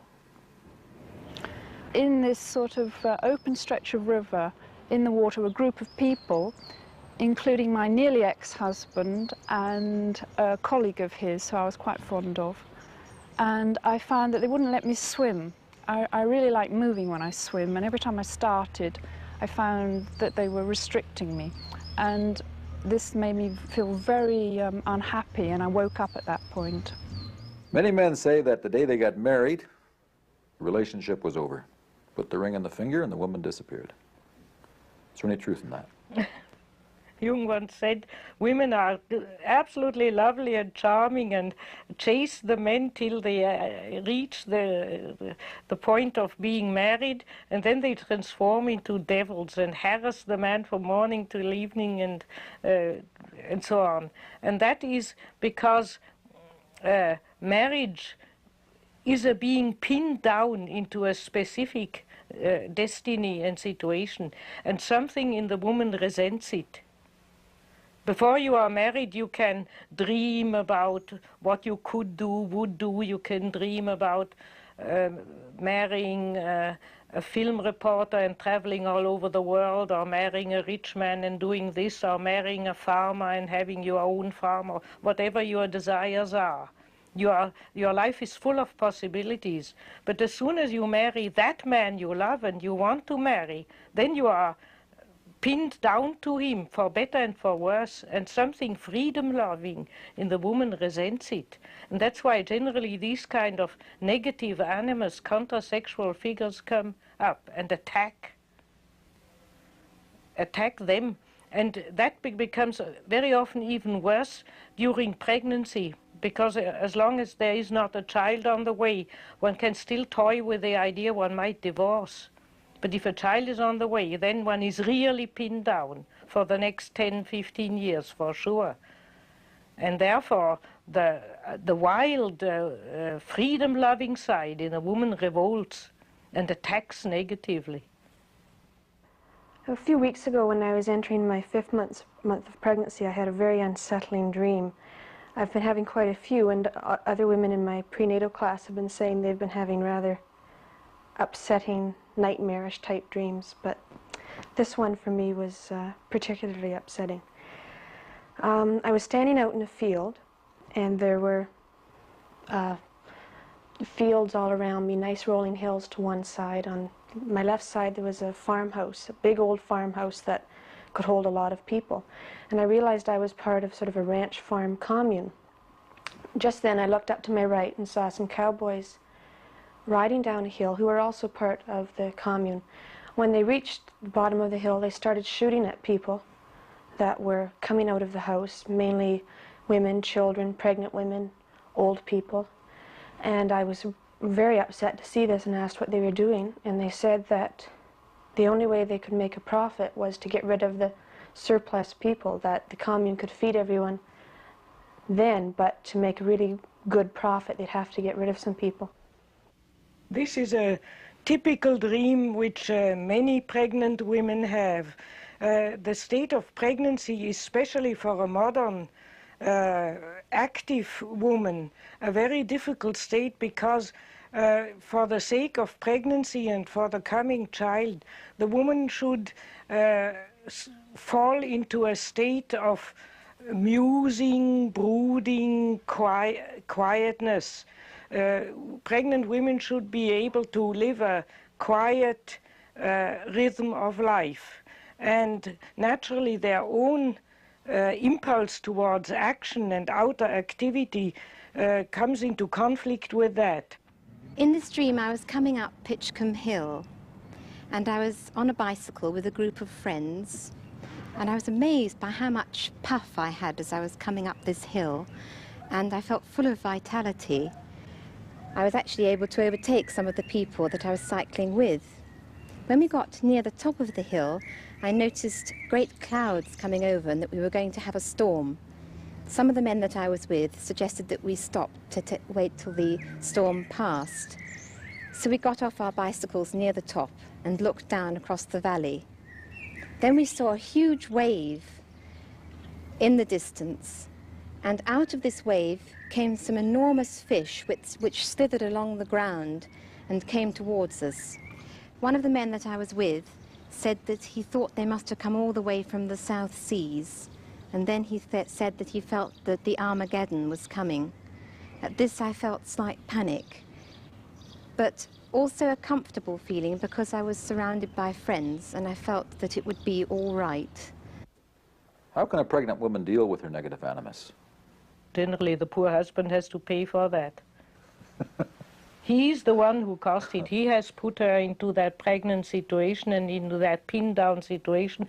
And modern women then say, now I'm always confined to this flat, and I cannot fulfill my personality, and I cannot do what I want to do, and it's his fault. Though she wanted to marry him, it's now his fault. And what's the solution to that? That she does as much as she can develop her personality, that she doesn't discuss, that she says, now I have my husband and I wanted him and I have a child and I wanted that child and that's all right, but that doesn't prevent me from developing what else I have and want to do. We have to do simply both. Continue to develop your independent personality and accept the earthly confinement in face. Naturally, one can't have the penny and the cake. I often say to young women, look here, you wanted that husband, you wanted those children, now you can't throw it all over and go to the university and become a university professor. You have to make a compromise. But you can, for instance, study, do some studying, in spite of having children, and prepare to later build up a more masculine career when the children are older and go to school, and then there's still a second half of life where a woman can fulfill her more masculine desires, how to live. In this dream, the male figure takes a very different form. Well, in this dream, I was in a very dark, deep cave and swimming. The water was very dark, and at the far end of the cave, there was an enormous rock. And on the rock, there was a small, ginger-colored, furry dog with gold eyes. And the animal was smiling at me. And I knew that this little dog represented the Christ. I don't know how I knew that, but I knew it. Now this is the idea of the inner Christ in the depth of the soul. He's not out there in the sky, as Christian teaching wants to have it, or in some metaphysical spiritual realm. He's in the depth of the earth, and the earth is an image for matter, for our body, for our physical existence. And in the cave is, so to speak, has always been a sacred place in former ages, and long after we didn't live anymore in caves, the sanctuaries were still in caves. They were, so to speak, in the womb of the goddess Earth, or the goddess of nature. So the cave is the depth of the inner nature. And the dream says Christ is not some model figure as you have been taught, a spiritual something you have to follow. It is something which you find when you go into the depth of your own being. Then in the womb of Mother Earth you find him. But he appears in a strange form. He appears as a dog. The dog, the zoologist Konrad Lorenz once said, the dog was the greatest and best conquest man ever made, by taming the dog and making him his companion. He is that representative of the animal kingdom who has adapted most to us. I mean, that's why we can take him even into our houses, and compared to the cat, he's much more domesticated. He has really given up his whole way of life and sacrificed it to become our companion. Probably the dogs were accepted by man because of his hunting quality. They helped the hunting gathering societies in the hunting, and later they became the shepherd dogs who were protecting and keeping the herds together, and the watchdog protecting from robbers and burglars and danger.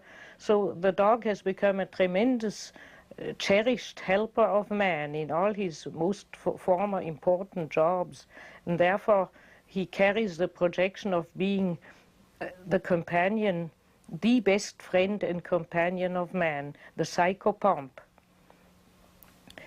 In modern dreams, very often, or generally, the dog represents also our instinctual nature, which has much more flair. The dog is oriented by his nose. Dogs are short-sighted. They don't see very far, but they hear very well, and their nose is 20 times better than ours. And so he represents the instinctual flair or intuition, where our computerized mind doesn't know any further way. The dog sniffs it. Dogs have a strange relationship to the other world, to the land of the dead and the land of the ghosts and the land where the dreams come from, to that what we call the unconscious, because of their instinctual nature. For instance, in practically all religions of the world, the dog is the guide of the dead in the other world. When the people have died, they have trouble to find the beyond, and the land of the ancestors, or the paradise, or the underworld, Miklan, or whatever the beyond of the dead is in every religion. And there's everywhere the idea that there is a dog who has to be used as a guide to bring the dead there. Therefore, in the whole civilizations, Mongolian older Mongolian civilizations, the dog of the master was always buried with the master, the horse and the dog. And when a pregnant woman died, one gave her 2 dogs in the grave, one for her and one for the not yet born child, and to guide them in the other world. And for instance, in Persia, in old Persia, when somebody was dying, one brought a dog in, and the dying person had to give a bit of bread or meat to the dog as a ritual, so as to order the dog he should then come and guide him in the other world. In many places, also in Africa, dogs are sacrificed for that reason on the grave of people. So the dog has a strange relationship to the underworld, which we have still in the Greek Cerberus figure, who is a 3-headed dog. The most famous dog figure of the land of the beyond is probably the Egyptian god Anubis, who has a jackal head. He was the god who surveyed embalming, and embalming was transforming the dead person into an immortal divine person, a deification of the dead by a treatment of the corpse. And actually, while the embalming or the deification of the dead ritual was performed, a priest with a jackal head mask was superveying it. Anubis, he was called the agent of resurrection. He was guiding one through the other world. Now, there is absolutely, one cannot draw any line between what we call the unconscious and the land of the dead. What most mythologies and religions describe as the land of the dead is what we would call the unconscious. And therefore, you can say the dog is the one leader to the other world, to the dream world. He's the god, the guiding god in the unconscious. And that's why in our dream it is very fitting that Christ is a dog, because he's a guardian of souls. He's what watches over her soul and guides her in the darkness of the unknown.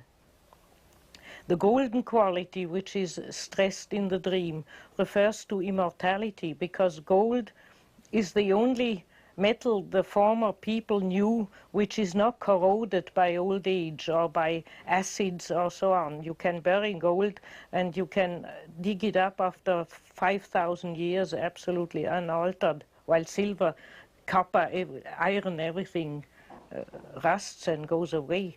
And so gold had carried always the projection of immortality, eternity, and highest value, even to the fact that we still have gold as the value standard of our monetary system, though many people say that's quite useless from a practical standpoint. But it has a symbolic value.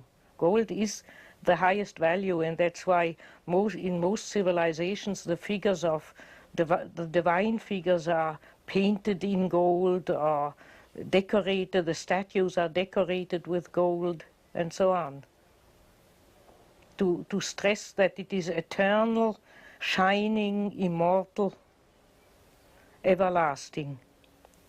And so the woman realizes this golden dog is Christ, so to speak, the way how Christ appears within her. He would be an image of what we call the self, of the inner guiding principle. Is this image of the self masculine or feminine? The dog in this dream is still more or less a masculine figure as identified with Christ, and that is one of the problems of our civilization, that we have no divine feminine figure. If a divine feminine figure appears, it's generally in the form of a kind of earth mother goddess or wise old woman. I just remember a dream of a pregnant woman. She was very annoyed by her pregnancy. She had a negative relationship to her own mother, and women who have a negative relationship to their own mother generally have also difficulty with pregnancies, vomiting, physical discomfort, resentment against having to have a child, and so on. They don't enjoy pregnancy. And she was one of those women. She felt hot and uncomfortable and was very unhappy during her pregnancy, till she dreamt that she was sitting in the earth in a cave, looking at her pregnant belly. And suddenly she realized that above, there was a floor above her, a transparent floor, and above her was a superior woman. It was actually a woman she knew and onto whom she projected herself.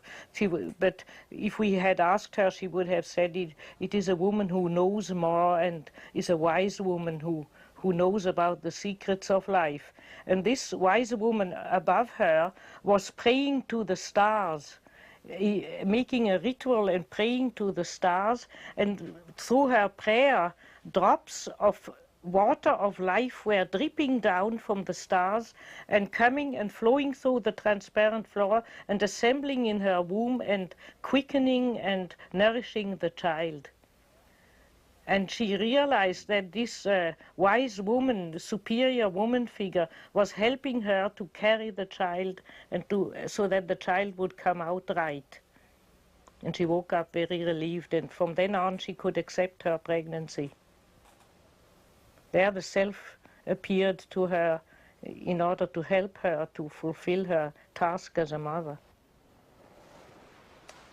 In this dream, the male figure appears as a disembodied voice. This is one of those rare dreams in which an authoritative male voice told me with absolute certainty what I must do. I was translating Anglo-Saxon, and it came to an extremely difficult passage. I was translating the 2nd chapter of Matthew, and I came to the 2nd verse, and I couldn't understand it. And then a voice said to me, "This is your lodestar."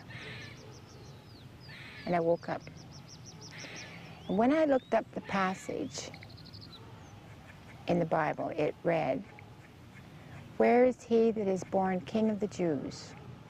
For we have seen his star in the east, and we have come to worship him."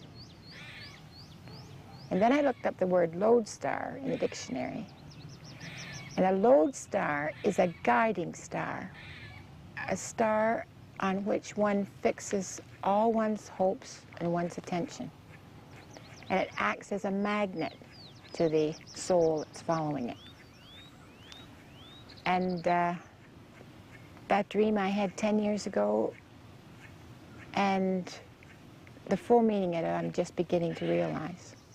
She is occupied in translating the Christian revelation which comes from the East into her own psychological setup and language, which is a process of assimilating it, of understanding it in her own way, instead of just believing what she's been told.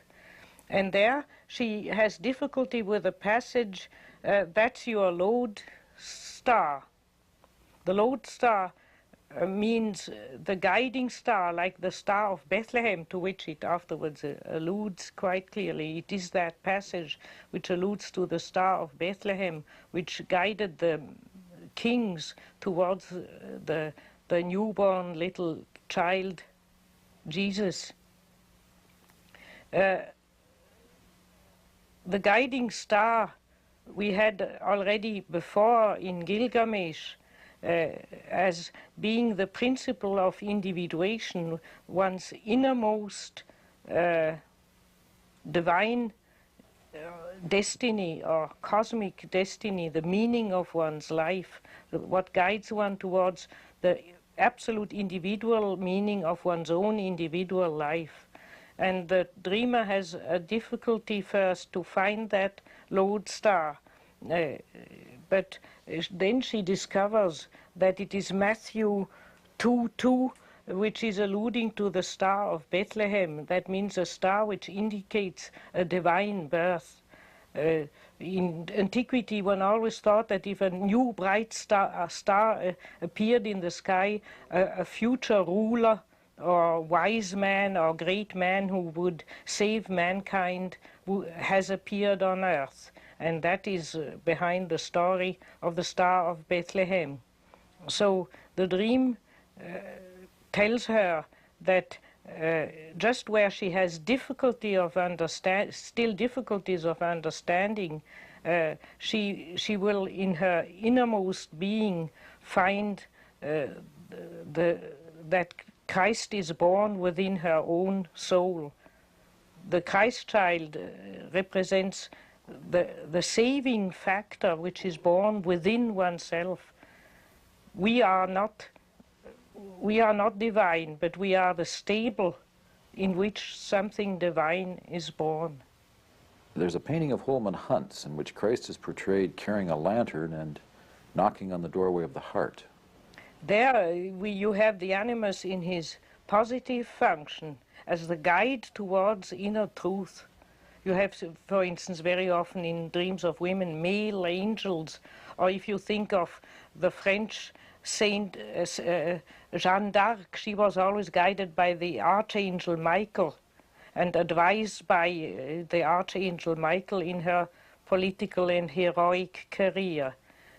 So that would be the positive animus, whom I would call an innermost instinctual awareness of the inner truth, a basic inner truthfulness, which becomes a guiding spirit for a woman towards her individuation, towards becoming her own self. That is the opposite to the negative animus, who is a big swindler. So you don't feel that masculinity in a woman is necessarily negative? The masculinity is just as exceedingly positive as negative. It's only in certain aspects negative, and mainly negative when women don't know how to have the wisdom and don't know how to relate to it. A woman who has no animus, has no pep, no enterprise, no intelligence, no initiative. She's a very poor creature. She's just a womb producing children and a hand cooking in the kitchen. That's a woman without animus is nothing. So the animus is just as much an exceedingly positive thing. It is the intelligence, it's the spiritual longing, it's the whole spirituality of woman is connected with the animus. But you can say the animus, therefore, has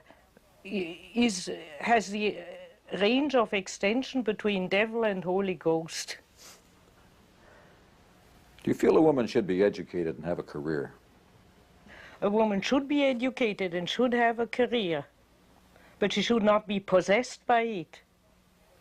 She should not be carried away by it. Otherwise she loses her feminine identity. But if she keeps her feminine identity, then it adds to her personality a spiritual dimension of activity, intelligence, willpower, and all positive qualities. Makes her into a personality. Jung was always very much for women studying. He said that women who don't make a career or study or do some profession have generally even much worse animus. They lead a seemingly feminine life at home as mothers and householders, but their masculinity then becomes something sour and negative with which they torture their husband. It's much better to occupy the animus, then he makes less mischief.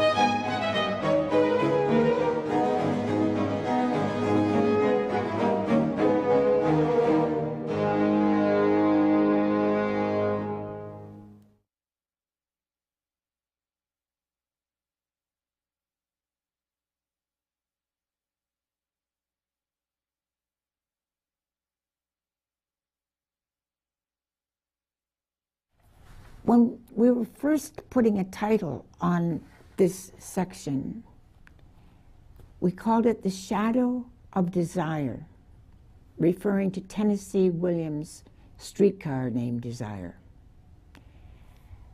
Blanche Dubois in that play is an icon of a woman raised in patriarchy. She lives to please men. She takes her own value of herself by what they think of her. She is obsessed with knowing how she can allure men into what amounts to her trap. For that kind of woman,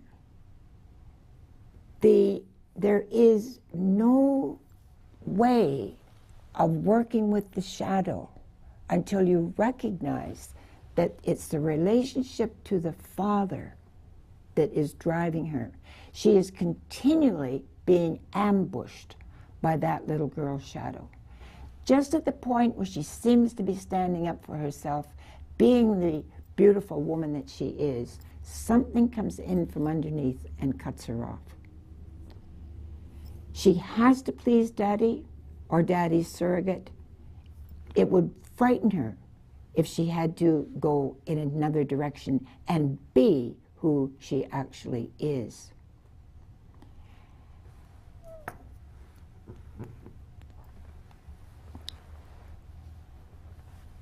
So long as she is in the power of that shadow, she is not free. She's going to look for someone who can help her, someone who can put a projection on her to give her life, anything to escape living her own reality, which she can't find because the shadow is bigger than the ego. As Dr. von Franz says, excuse me, we cannot see our own backside. But if our ego could see it, it would find it contemptible. Because you see, we put out signs, unconscious signs. We don't even know we're putting those signs out. And we can see them in other people when they happen, and we can think, how could she do that? That's absolutely contemptible. But in ourselves, we either have to see it in projection or recognize it in the dreams and say, what is this? So to take that energy back, to recognize that this is the relation to the Father that is being lived out, is extremely important. The compounding difficulty is that this energy aligns itself with Mother Nature for the propagation of the race. And therefore it may not show up in a marriage until the children are 16, 17, 20 years old. Then the woman is able to be who she is. But so many women, I remember once a woman said to me, I squeezed the children's orange juice this morning. They just ran out the door. They didn't drink my orange juice. Who am I if they don't drink my orange juice? And she meant it. That's when you have to really deal with this shadow and work it through to the place where the energy can be who you really are. But you look at the energy with the Father. Was it sexual or was it spiritual? Now we move on to animus, the Latin word for spirit. It personifies the logos, the rational thinking function. If a woman is married to him in his dark aspect, that is, she may be married to him in fact, she may also be married to him within herself. probably both. It may make her rigid and opinionated. She thinks she knows everything. When she's alone, she thinks she knows nothing. Her aloneness feels like ice and glass to herself and to others, because her ideas are not her own. She has not bitten them off, chewed them, swallowed them, stomached them, digested them, and evacuated the waste. They are not part of her. And so there is an emptiness. She dreams that her teeth are falling out. We know these shadow figures well. We buy a new dress. We're going to a party. We look in the mirror. Not sure. Our partner or husband comes in and says, "Oh, what a beautiful dress, darling. How lovely. How lusciously buxom you are." And that's enough to get Neggy really going. Neggy? Who is Neggy? One has to have voices for these other little creatures inside. Neggy is the negative animus. And if you have a word like that, you could say, that is his voice, not mine, and I'm not going to be put down by it. If that voice gets going, it's the end of the party. Because when it's inner, it's far more subtle. It's amazing how the inner animus finds the exact person outside to reflect him. The inner problem has to be worked out in the relationship. Otherwise, we just go out to the same disaster to work it out in another place. Sooner or later, if you are going to mature, it has to be faced. You have to separate the voices in yourself. If we leave empty space within ourselves or outside, it can fill quickly with vampire energy. That figure can literally take hold of the neck, separate the head from the body, separate the feelings that are coming from the musculature, from the inner body, from the thinking. That ends in loss of soul.